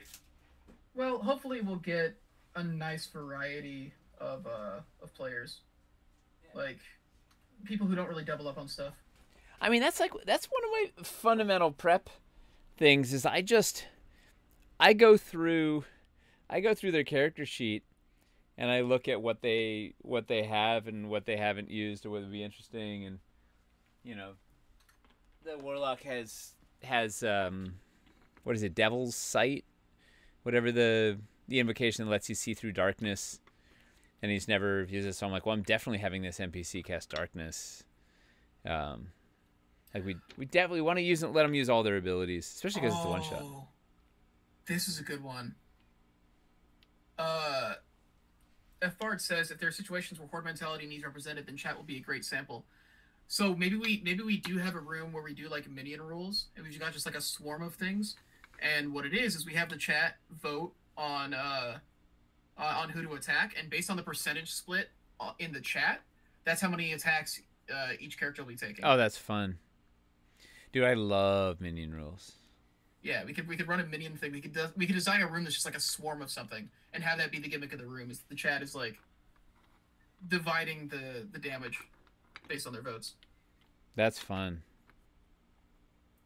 Let the players talk to each other to make sure they don't have the same concept. Yeah, I think we'll probably put all of them in touch with each other. Just that it's always nice when the players are like familiar with each other ahead of time, so that they can actually play like a party that's been together for a while. I wanna steal a page from the Dungeon Dudes playbook. They do a really fun. The 2 one-shots that I've done with Monty, he's always done a short, like, I don't know, it's 30 to 60 minute long session 0, where it collaboratively figures out the hook. He's like, hey, here's the framework. Like, it has to be a location in this. We got to, but then within the framework, he's like, what are you looking for? Why? What's the bad guy? Like, you know, just sort of lets the group collectively kind of just pitch in a bunch of, you know, whys, whos, and hows, and then just sort of blends it into a thing so that everybody's kind of invested on the same page and invested in what's happening, and can ideally even involve their, you know, something about their character involved in it. It's pretty awesome. Yeah. The minion horde, the chat horde is awesome. Viewers voting on like wildcard things in each room, like what is inside a barrel in a certain room, an item or an imp, trapped, etc. I think the thing is, I think what we'll want to do is, I think deciding on a thing that the chat is doing in each room, I think is the way to go. So like each room we can focus on having the chat do a different thing. Yes. What's the gag? And then the chat does. Oh, and then potentially having the chat decide which room is next every time. What's in the chat? Yeah. Chat's definitely going to decide where we go next. For sure. Hoser, maybe build the map encounters from a bunch of 12x12 build submissions. That's our plan, actually. Yeah. Is on the 1st, we're going to open up submissions for 12x12 builds. Everybody can submit one. And then we will have the staff select some, and the community will vote on some of them as well. And oh man, I want to move the camera over to this. We're not even gonna know what, like, we're gonna let you guys pick what the next one is while we're running too. Like, we're not even gonna know what order this stuff's gonna go in. Like, it's gonna be awesome. We'll just have like all of these 12x12 on terrain trays off to the side, and like, you won't know what's coming next. Like, you step through the door into, and then we just slide the next terrain tray in, and it's like, oh, it's this room. It's like, oh, this is what we're doing. Oh, this one. This will be over 4 days / streams.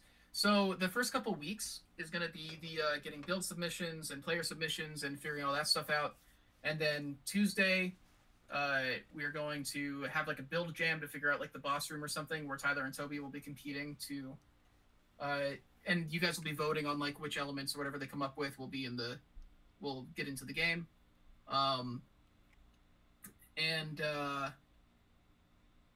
And Wednesday will be designing the encounter for each of the rooms that get selected.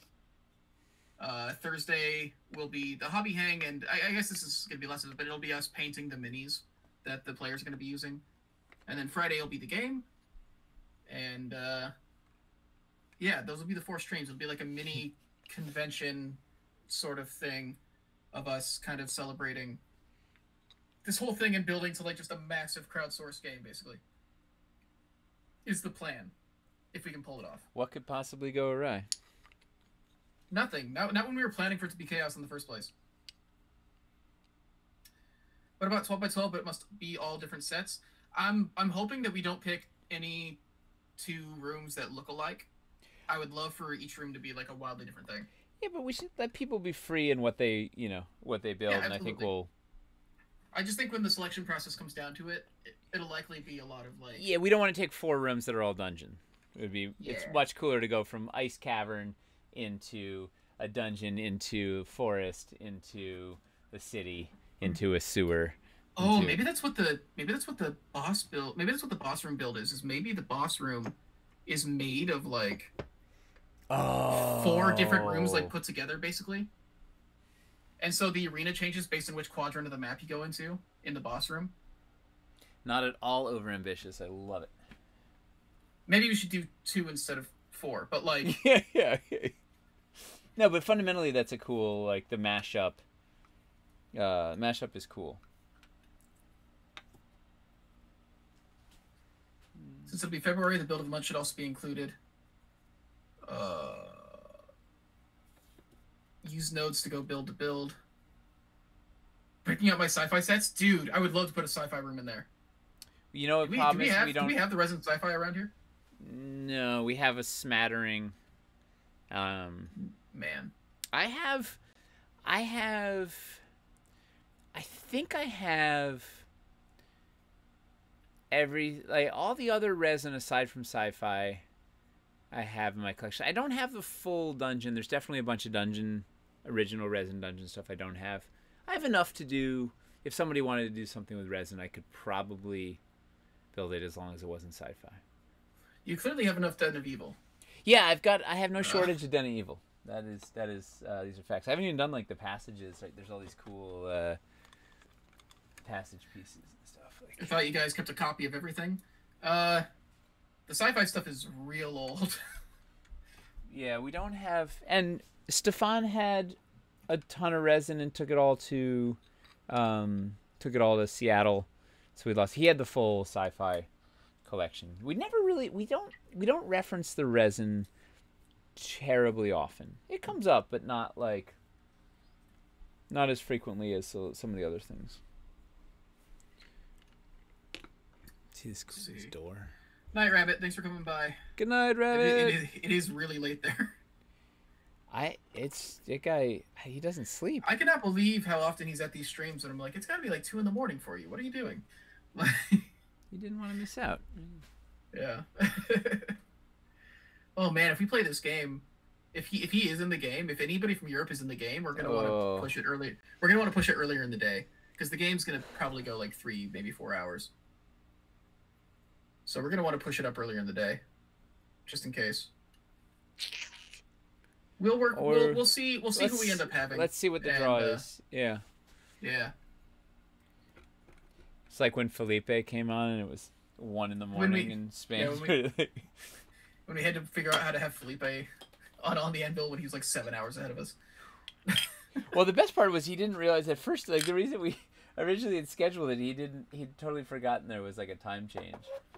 And was like, wait, I forgot that 7 at night was actually 1 in the morning. Yeah. Maybe difficult if it's work hours, right? Yeah, so we're gonna have to see when we I think we should do it at 7 o'clock. Or maybe 6 at the earliest. Yeah, we'll have to see based on who we end up getting. West Coast people are like, even 7 is tough. Like, I don't know how. No. A lot of people working from home has made schedules a lot more flexible.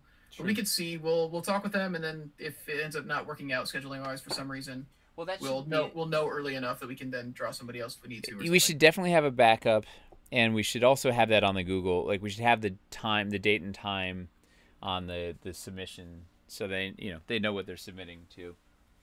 Yeah. Or at least conceptually, you know. If you have people from Hawaii or the West Coast who may have the opposite problem, yeah, we'll have to see. I'm actually moving to a 4x10 schedule, so I have all Fridays off. Excellent. Nice. Wait, what's a 4x10 schedule? 10 hours, 4 days instead of 8 hours, 5 days. Oh, as opposed to a 10x5, which is... Look, that's the kind of... When I was working...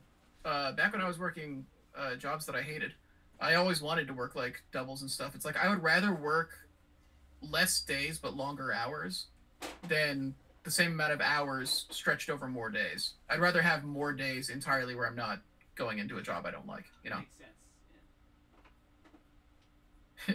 Yeah. Nate 11x6. Yeah. 11 hours a day, 6 days a week. I don't even think I think it would be 7. You're kind of off on Sundays? There's some stretches, particularly leading up to Kickstarter, where it gets a little outrageous. Well, I mean, yeah, I mean that's I do like 11/7 during Kickstarters. Caverns Deep was the height of nonsense. With Wildlands, yeah, it was like 70-hour weeks. Yeah, it was pretty much the whole thing. Because yeah, it was just like, and it was a thing where it's just like, because I didn't want to leave because there was always something to do. Well, and the world was on fire. Like, where would you want to go? Yeah. Yeah, because I know that was like the thing. It was, so I was trying to manage the Discord, and it was also, we were short-staffed in the office, so it was like, when we needed something from the office, like somebody had to be there to actually do it. And so a couple of us kind of hung around there for most of it, and then the streams, just like setting up all that stuff, and there were so many things that I wanted to do during Wildlands that I still just like ran out of time to do. I wanted to release all these overhead maps during Wildlands, and we just did not have time to produce those. On top of everything else, somewhere I have photos. Yeah, we took pictures, but then the actual like getting them together and making them like readable and cleaning all them that, up and yeah. Like the actual release and all that. We do have those pictures. We could maybe find a way to release them. We are planning to release some top-down maps when we do the written content, but that's because it's something that we'll be planning ahead better and all that. Have you ever considered Dwarven Forge interns? I don't know how we would. What would they do? Yeah. I don't know what they would do, and I also don't know who we could help out by having, like, what field would somebody be wanting to go into that they would intern for Dwarven Forge? Like, fetch beer? No, we need somebody to get cider. Okay, but this is I like where this is going. Maps for a start is what they're saying. Just, I guess the stuff that we always say we don't have time to do. I guess that makes sense. But I think the thing is, at that point, we would just want to hire them and not have them be an intern. Creative director? Get an intern to do creative direction? It's a good to start, Lo. That's a good, smart... Something simple. Yeah.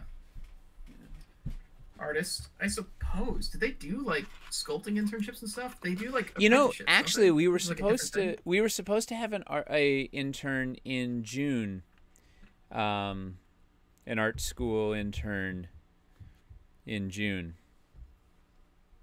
But then the pandemic. Turns out there was a pandemic. So that makes sense. Yeah, that was kind of a problem. Let me see if I have the. Yeah. Intern for a future career at Dwarven Forge. That's fair. I live in Vermont. I can be the bring cider guy. Yo, if you can bring cider from Vermont, I'll pay for the gas. Where in Vermont? It doesn't matter. Vermont's all the same. Yeah. It's all beautiful leaves and good cider. Facts. Let's see. My folks are getting pelted with snow up in Vermont right now.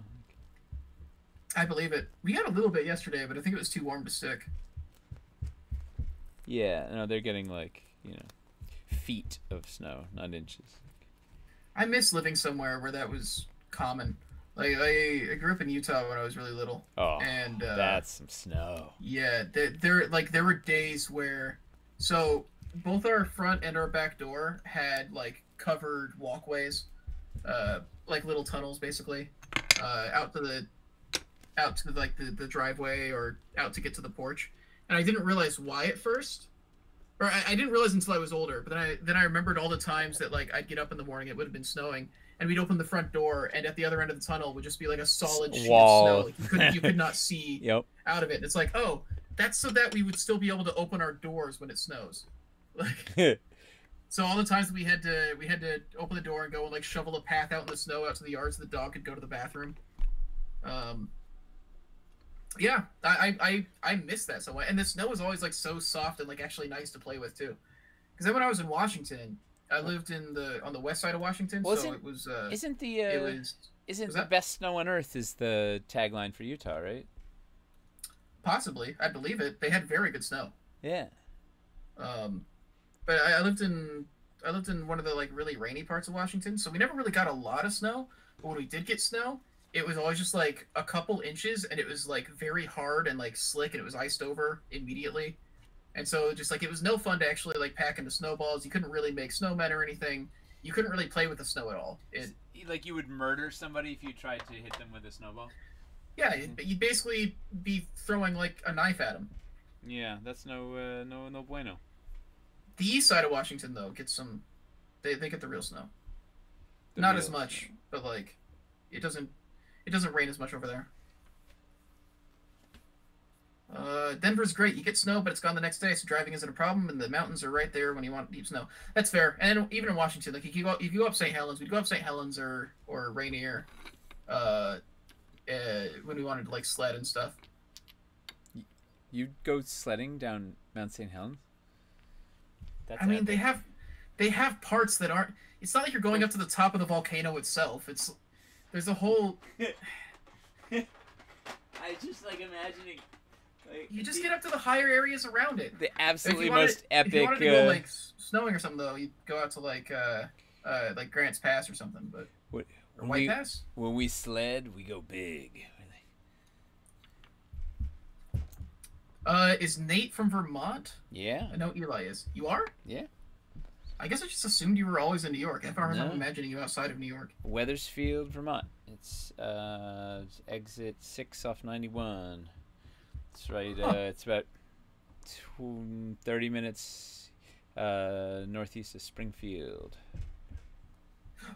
From The Simpsons? Yep.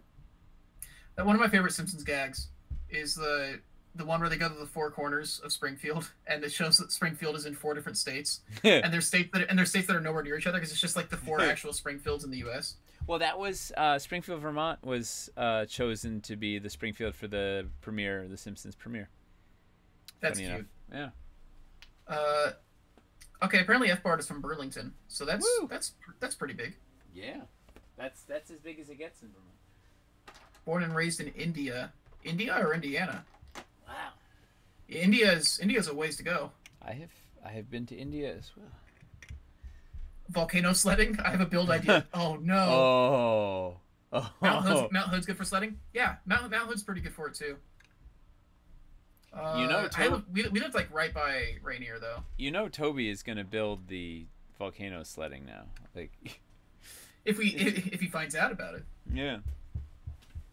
Mount Hood's pretty good. Hood is good. Side view of the build? Yeah, I'm gonna like just swap the Oh yeah. Well, it's hard to see. Let's see if I can do it for now. I'm gonna India, the far one. Oh man. I'm gonna go take the camera handheld in a second and wander through this thing. I haven't invaded it with magma because it's kind of gotten pretty, but let's look at what that looks like. And I've run out of. Oh wait, no, yeah. I've run out of floor pieces. Believe it or not.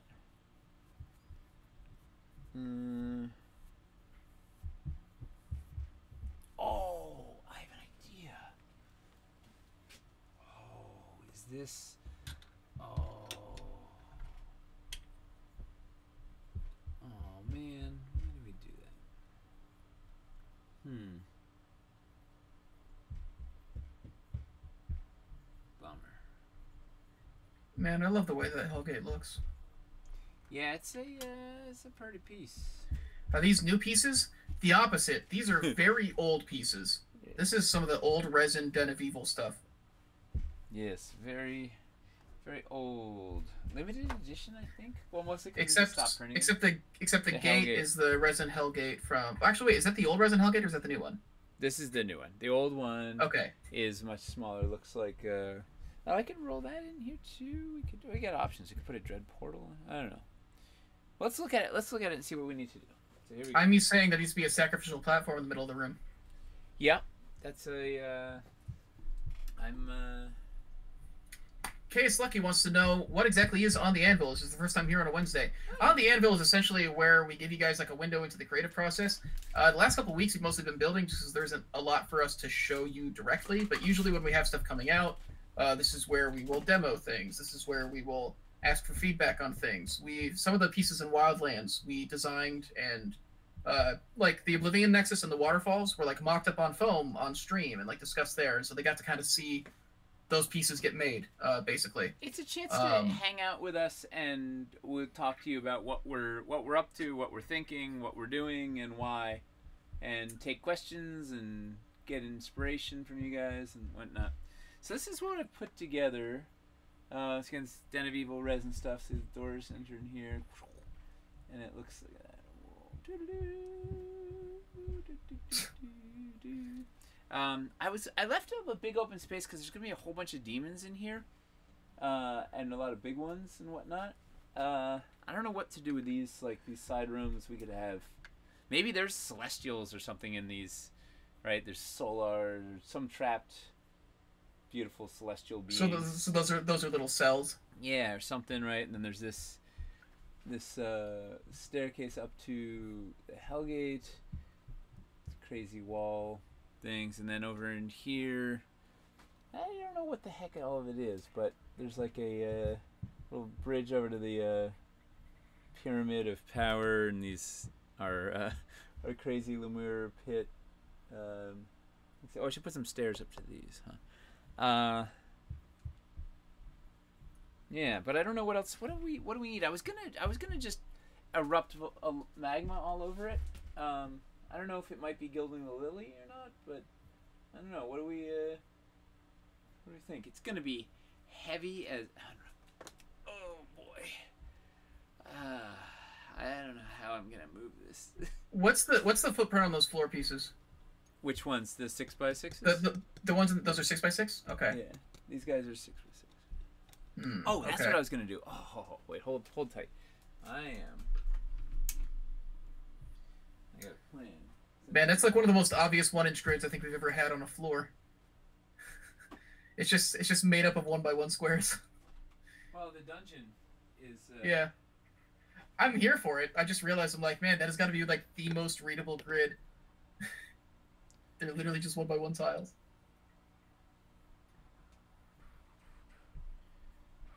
What if we like? Is it crazy to put a bunch of soul cages? Maybe it's too many. Ooh, that's not crazy at all, actually. Or we could put them in the cells. It's a cell in a cell. Maybe that's too many. I've got one more over here. What if there are celestials in those cages and the like little colored space on them, like it starts like draining their energy or something when the ritual starts?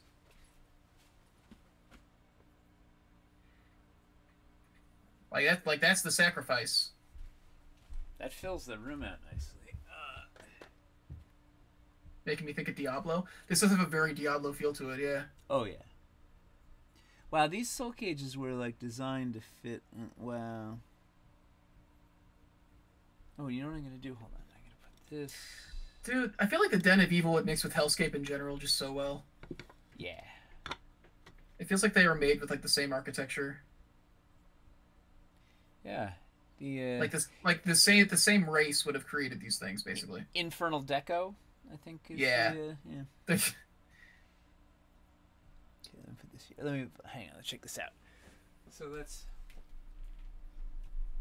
What is this thing? What for that person who had never watched before? What got them to decide to tune in and watch? I'm not sure. And welcome. Yeah, you picked a pretty good time to start getting into this, though. We're about to start getting into some cool stuff again. In a couple weeks, we'll start talking about, how nicely those fit over the bonkers. Yeah, it does fit like exactly. That's wild. Yeah. So maybe I guess that makes sense when you make when you design everything around like an inch based. Yeah. Yeah. What else? What other bonkersness do we need? How else do we escalate? Oh, and if they write back in chat, I'm curious what made them decide to watch. I haven't seen them say why they tuned in today, but I'm glad they have. It's the main attraction on Twitch for us. Actually, just all together, this is just the main attraction on Twitch. Period. Watching Dwarven Forge. Yeah, we're the hottest iron on Twitch. Facts. Hard-hitting facts right there. I watched the build of the Munch stream a few days back, was totally unaware there was different types of streams themes on different days. Yeah, this is what we do every Wednesday, and the nature of the show changes sometimes. Sometimes we do interviews on here. Sometimes we'll be cutting up pieces. Sometimes we'll be... Yeah, like in a couple weeks, we'll start talking about the next Kickstarter more in depth. So that's what we should do. The 17th. Let's do because the 10th we're doing resin, and yeah, the 10th is I don't know if that'll take the whole day. The 10th is gonna be when the Pledge Manager reopens. I want to build with the resin. I'll just play with all do resin night, like just build with those resin pieces with a bunch. And maybe we can even talk about like resin sets compared to Dwarvenite and stuff, and like why we do some in resin, why we do some in Dwarvenite. Cost. Yeah. Next time. It's not just cost. It's mostly cost. It's mostly. Well, we could. Yeah, let's do our next Kickstarter kickoff on the 17th, which is it's the day before our 1-year anniversary. So we're that's exciting. Yeah. So we can just rally people. All the cool stuff starts happening that week. Yeah. What do folks think? Is there anything? Is it crazy to try and like flow a magma river through this thing? Is it Pyramid of Power, aka Devil Holocron, Lava Golem / Fire Elementals, the Trap Floor, Chain Devils. Chain Devils would be cool in here. Braziers with imprisoned flaming demons. Braziers? Braziers. With the braziers of trapping. The supported braziers of... Each of them can hold 2. Sold. I'm like crying. Okay, we like it. I like it. New Kickstarter is in, not Wildlands, but something new. Oh, so yeah, so we talk about like the design process of some of the stuff that's coming in the next Kickstarter. So before Wildlands, for like a couple months leading up to it, we were showing off, like Eli showed off sculpting one of the pieces that was going to be in Wildlands. Nate was showing off the waterfall designing process, and so people got to see, like, as we changed like our ideas around about how to tackle making a waterfall for Wildlands. Nina sculpted on camera, like the Oblivion Nexus from Wildlands was suggested by a Twitch viewer. Nate liked the idea, so then in one on the Anvil, he was like, let's play around with this idea, see if we can make it. The first one he made was too big to actually make, but then he made a smaller version of it that made it into the Kickstarter. The first one, I made a bigger... The first one didn't really... I started doing it on air and it didn't really work, and I spent the whole next day making one that was even bigger.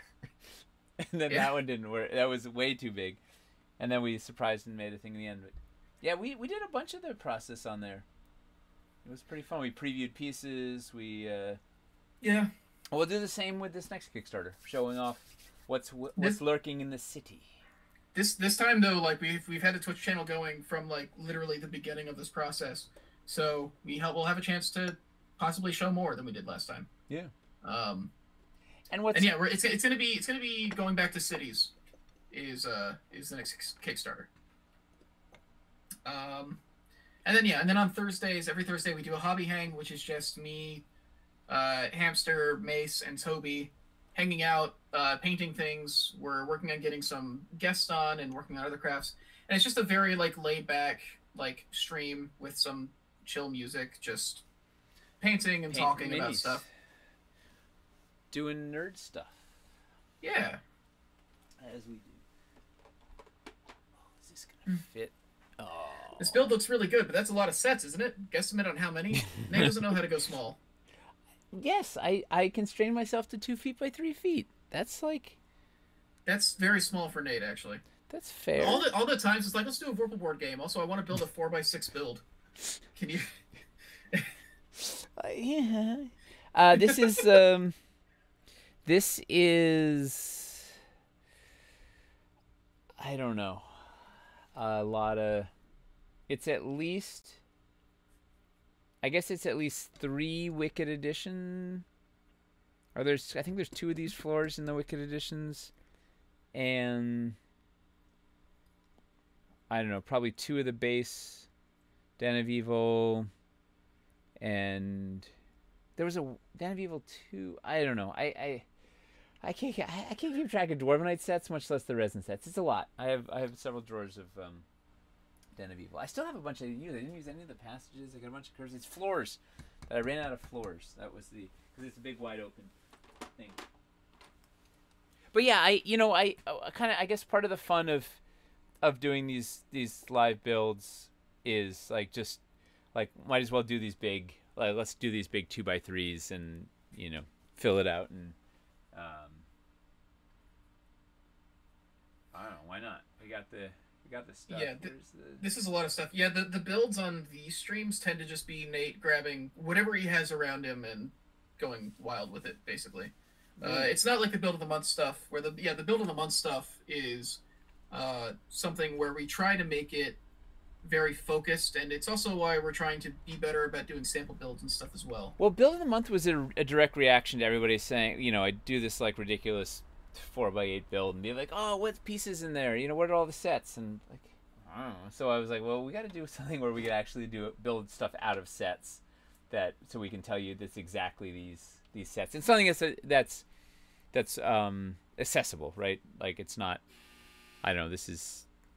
Yeah, it's probably. I don't know how much. I don't remember how much the resin is. This is. What are they? There's $130 a pack and $40. Yes, it's like. Maybe it's only $600 a resin plus Hellgate plus.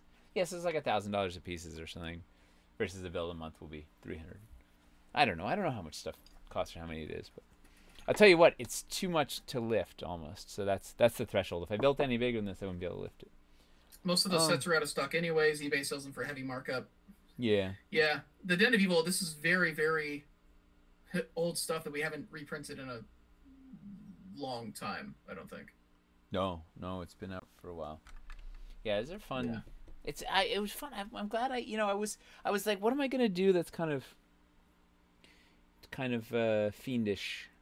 It's wild to see this stuff because I'm not used to not seeing like our standard Dwarvenite dungeons or Dungeon of Doom, you know. Yeah. No, this is a very different feel to it. Palette cleanser. Oh, let me put some curves. Yeah, did I use all the pieces? I mean, all the types. Is there anything I'm missing? I need my remote table to come in so I can build bigger than 24 by 24 builds. I want a largest, most ambitious build stream. We do a couple of those. We did one in Wildlands. We did a couple of those in Wildlands, actually, where it was just like, just make the biggest thing you can. Yeah, we will definitely, in the next Kickstarter, we'll do some ridiculous, over-ambitious builds. Let's go one more time. I'm so excited to get into talking about cities. We're going to do some cool stuff. Well, what'll be fun too is sharing it with you guys and seeing, explaining our thought process and making sure it makes sense. And you guys are pretty good at poking holes in it if it doesn't. All right, so let's see if I can get the hole.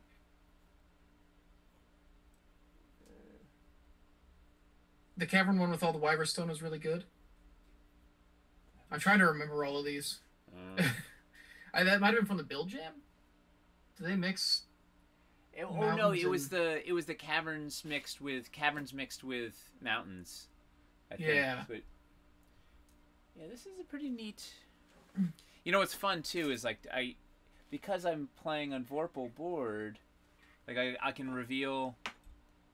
I can set up the camera that they're gonna see, so I can literally like do this shot, and then they kind of, as he goes in, do the pan up. Let's set a light. It'll be fun. Yeah, this is a good. Right, you wouldn't want to walk into this room alone, with it's full of demons.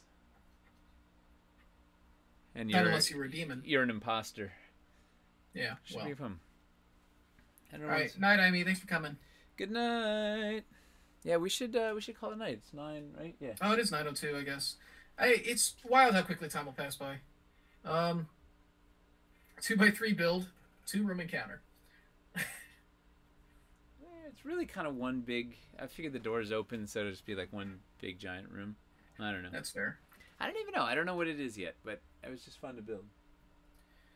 Are they getting into this in this week's session or next week or? It'll be this week is going to be the planning session, and then next week they'll go in.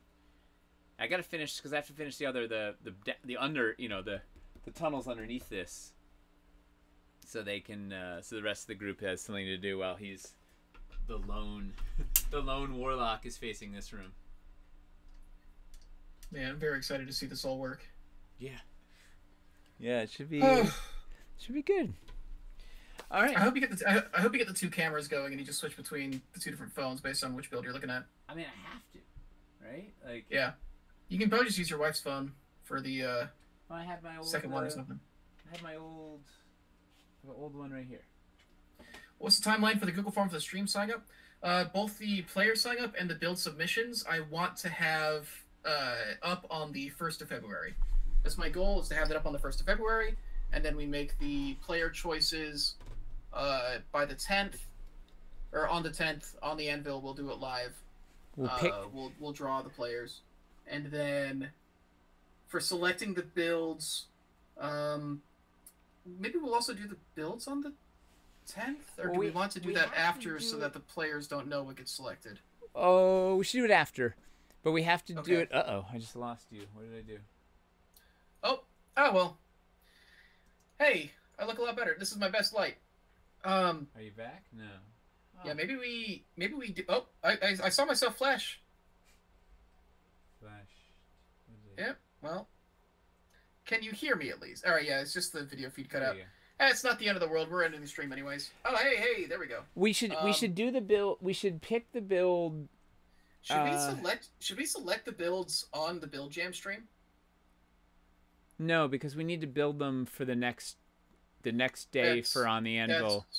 That's a very good point. Yeah, we do need to know. Because we need to build them so we know what we're gonna then brainstorm the encounters as a group, like what we're gonna actually do with these things. Do we do them on the 17th? Yes, and then yes, we'll do them on the 17th, and then we'll build them for the next week, and then brainstorm the encounters the night before the game or whatever it is. I guess the 2 nights before the game. So then that'll give it that gives us a week to build them. Yeah. And cool. Yeah. Yeah, I think that's, and it's not like they'll take long to build either. We'll literally have like a visual representation of what each build is supposed to be. Just because it's 12 by 12 doesn't mean it won't take a long time. We'll see. Out of curiosity, when you're done with the build, how do you move it to where you'll play? He's building these all on these big like 2x3 trays. Hang on, I'll go single. Yeah. Check these out. Well, because I have a very limited space in the basement here, so like this is the workbench I'm going to be working on tomorrow. I'll be working on the Kickstarter in here, so I have this whole thing. Let's see if I can... We posted a link to those trays either last week or the week before. So it's like a whole big tray. So I'm just gonna carry the thing and stack it. And I have a stack of. I'll pull out the city stuff. I'll stack this on top of the Burrows build from last week until I'm ready to play, and then I stack it over there because I have the other build from like 3 weeks ago still over there. So I have to melt down that build to make room for these builds. And yeah, basically I feel like it's a New York City parking lot where you're just trying to move each bit from there's nowhere to go. Like it's 10 feet across down here plus long, and it's full of terrain and a workbench. Yeah. But these things are awesome. I can't it's my favorite. It was my favorite find ever. These flat file trays. It's exactly ideal for this. Although the problem is this isn't stack. Can't stack on top of this because I built too high. I don't know. We'll figure it. These are champagne problems. I like having to figure out how to. Cool. And F-Bard actually just posted the link to the tray. His is black because he spray painted it black. They actually don't sell them in black. They come in white. But yeah, if you are curious about those trays, they're right there. They're awesome. I think that's everything. Is there anything else we need to cover? No. Let's go to bed. Thank you, everybody. Cool. I hope you guys are excited. If you've got cool ideas about our upcoming festival, celebratory week of Twitch nonsense, let us know. I'm just mostly excited just to get as many people involved in this thing as we can and just have it be this, ridiculous celebration of Dwarven Forge nonsense. Yeah, it's going to be a good time. I'm excited for it. Yeah. If, worst case scenario, we can it'll be something fun to look back on in our 2-year anniversary. We could be like our 2-year anniversary where we do it all better. Yeah, we're like, oh, remember that thing we tried to do for the. But it's all because of you guys. So thank you for supporting us. Thanks for tuning in. Thanks for having us be eligible for partner twice and still not getting it. All the trials and tribulations of Twitch.